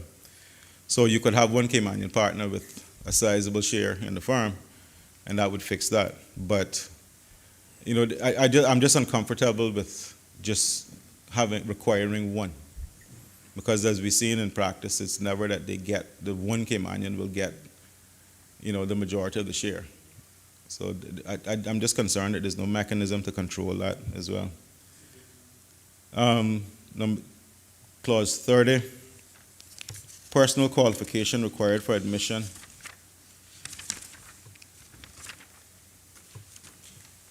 D.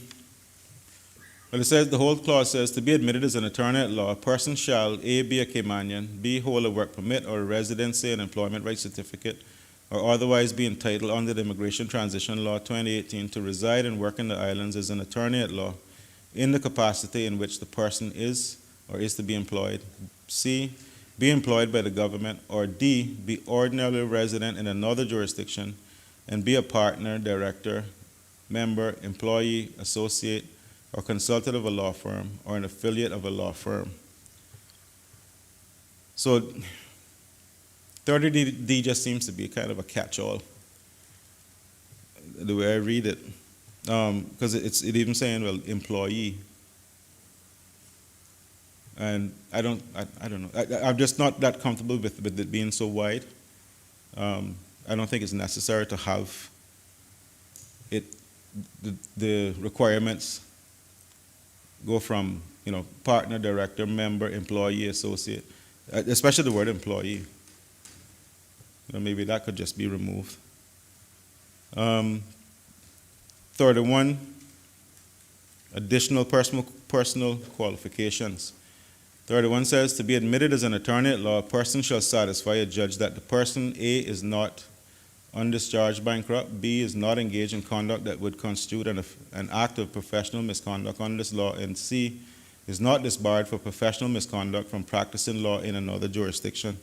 So in C, I would suggest we add in, is not disbarred or involved in proceedings for professional misconduct, because what happens if you accept someone who is in the middle of proceedings that you're not aware of, and later on they're found to be guilty of professional misconduct in another jurisdiction?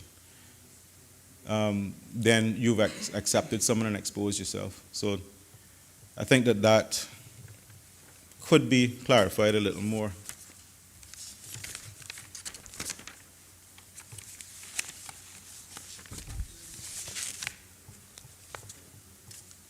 (33) This one, Mr. Speaker, has been one of the areas that there's been a lot of concern about. Post-foreign qualification experience and requirement. The 5-year PQE, Mr. Speaker, I think is a massive achievement, as this was an area where there was significant pushback formally. And I fully support this.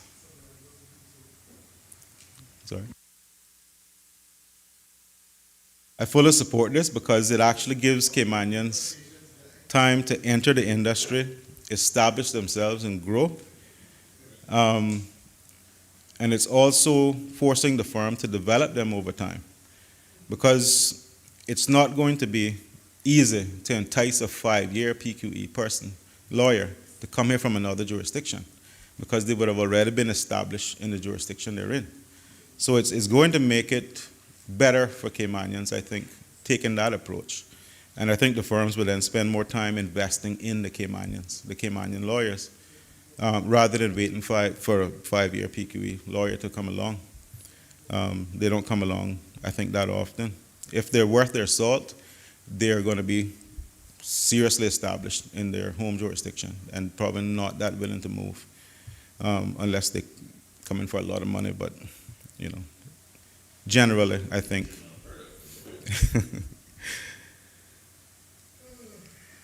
One concern I did have is that where in jurisdictions where the articles period is not as the same, is shorter than ours here, the required length of articles, that some sort of balancing mechanism be put in place there so that, for example, if your articles were not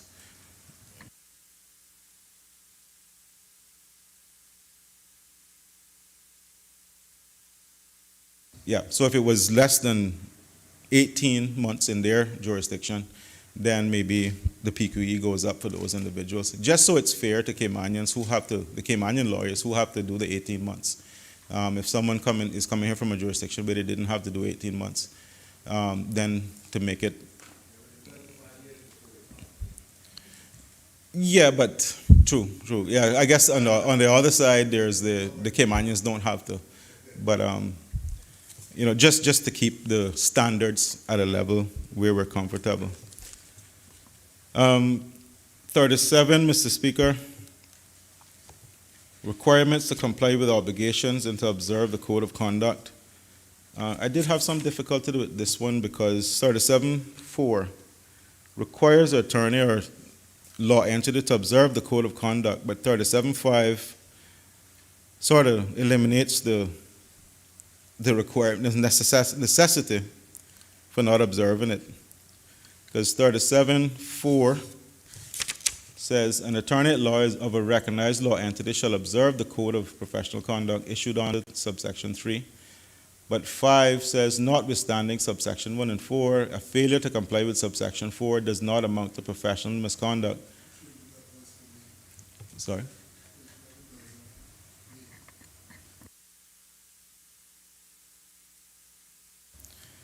So, yeah, that one I raised because it seemed to be.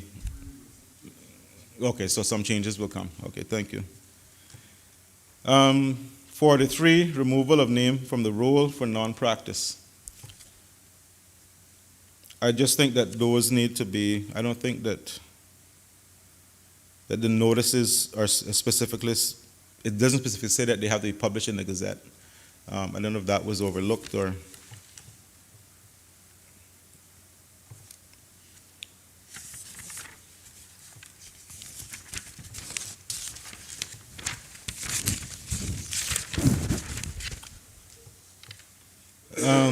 Application for practicing certificate. This is obviously where the one-to-one ratio comes in, Mr. Speaker. I do have some points to make here. 56 establishes that one-to-one ratio. What I was thinking in looking at this is like, how do we, because I know that there's some contention still over the one-to-one and some disagreement, but if we want to promote the advancements of Caymanians into the legal industry here, why couldn't we consider a sort of a tiered ratio system where, for example, one expat lawyer equals one overseas lawyer, one local Caymanian lawyer would equal 2 overseas lawyers, one local Caymanian article clerk, one overseas lawyer, one Caymanian law student on scholarship, equal 2 overseas lawyers. And these are just examples I'm using to illustrate this. One Caymanian salaried partner could equal 3 overseas lawyers, one Caymanian equity partner, 4 overseas. I understand the argument about the share as well. But, maybe we've been going about this wrong, and maybe an incentive-based system would work better. But this is just discussions I've had with some young lawyers in the industry who think that maybe that approach might work better than just giving a strict ratio. But I actually do think that the one-to-one is going to help. So I'm not condemning that, but just trying to think a little bit out of the box. And there is some concern about back officing. I know that as I just went through. But I don't think many of the Cayman firms are operating in an environment where they're going to be looking to the back office to cheaper jurisdictions because of the risk involved. You get what you pay for. So, and yes, there could be issues with their insurance. So, I don't think that is a main concern. I know SILPA and others have suggested that to meet this ratio now, they will have to look at reorganizing and how they meet the ratio. So, relocating staff and so forth. What I don't want is that, Caymanians get lost in that reshuffle to meet the ratio, and that's why I was suggesting maybe the weighted ratio would give the priority to the Caymanian lawyers. I also think that 52 may need a subclause, Mr. Speaker, making it clear that there's a requirement of a commitment from the law firm. So the commitment demonstrated by the law firm and its affiliates to the recruiting, training, promotion, advancement of Caymanians in the firm. I think that is a good place to actually have that there, so that everybody fully understands that this is tied to issuing or practicing certificates, your commitment to the advancement of Caymanian lawyers. But again, back to the Honorable AG's point, the insurance. I believe that the insurance factor is going to keep a lot of firms honest. And there's been talk about, well, what if the firms aren't forthcoming with who their overseas lawyers are, so they don't get them all to come and get their practicing certificates? Well, they're going to have issues with liability and insurance in the long run. So I don't think many of the firms want to take that risk at all. It could cost them their business.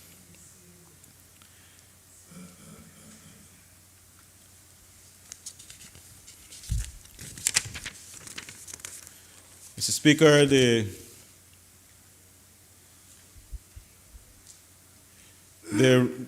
73, where recognized law entities may take on article clerks. I'm also still of the view that there should be a requirement rather than saying may, based on number of attorneys and practice areas. And I would go a step further to say, even if we had to subsidize this in cases where the demand was high and we had to incentivize firms to take on article clerks. But I don't want any excuses to come up in the future that we can't take on article clerks. Service, number 75, service in legal and judicial department. Just had a question on whether that would account for the entire period of articles.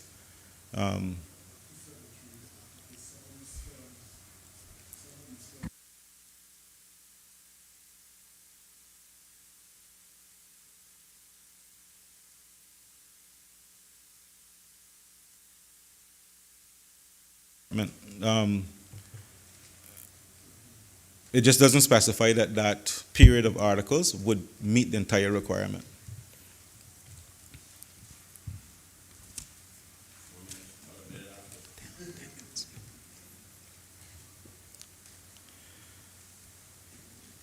Power of the board to discharge articles of clerkship. 76F, Mr. Speaker, instead of saying fit and proper person, I would prefer to see some more specific reasons for being discharged based on, character, criminality, or whatever. But I just don't like that term, fit and proper, because it's so wide. But I understand why it's used, but especially discharging of articles of clerkship, I would like to see some more specific language. I just think that there's a typo in 83.3. It reads, a person commits an offense. I think there's just a typo there. 89. Sorry, no, I clarified that one for myself. Also, liability for officers, 98, Mr. Speaker. I just think that there needs to be some wording there, some provision for stipulating that if liability that the liability for actions that took place prior to this legislation coming into effect, that liability falls squarely on the individual or the firm, no one else, prior to. Because you never know what may be uncovered later on. We don't want people to think that they have blanket protection now for sins of the past, if you get what I'm saying. And 99, Mr. Speaker, the regulations. I think that I would like to see the regulations being subject to affirmative resolution by this Parliament.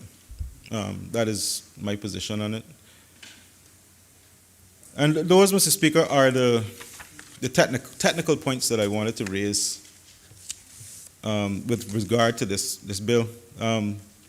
And again, I don't think I've raised anything too controversial that we can't sort out together when we discuss it. I'm glad to see that there's a departure away from the thinking of the previous iteration of this bill that we had to deal with.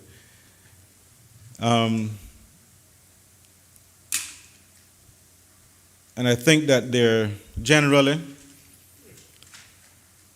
needs to be an expectation now that the firms, especially the larger firms, are going to make more of a commitment, this final one, to establishing training programs, resources available to training of Caymanian lawyers.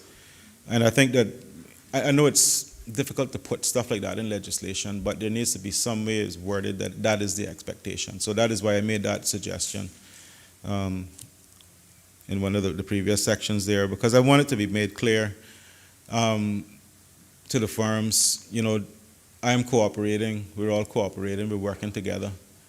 But we're doing this for the best interest of Caymanians and the advancement of Caymanians. That's first and foremost. So I don't want anyone to lose sight of that and take anything for granted here. This is not a show of weakness, this is a show of cooperation.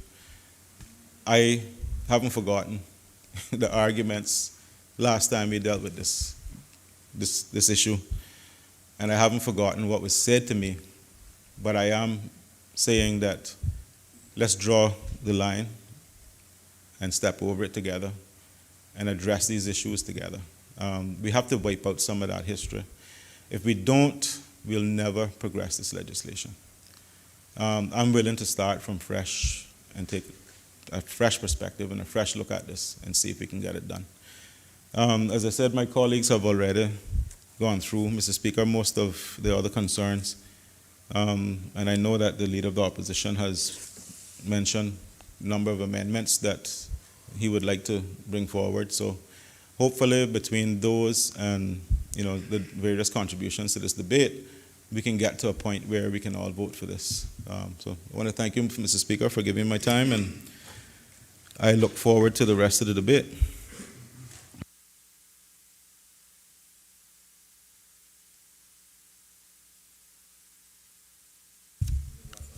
Honorable Premier,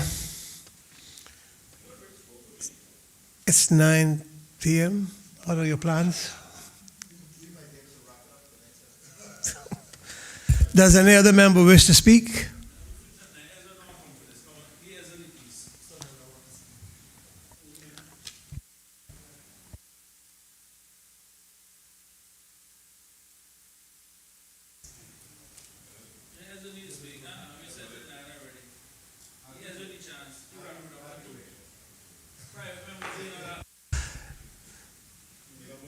It's 9 p.m. Honorable Premier.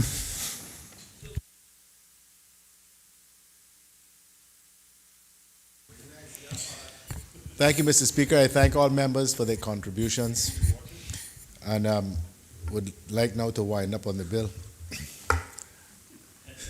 Not really, Mr. Speaker. Mr. Speaker, I thank all members for the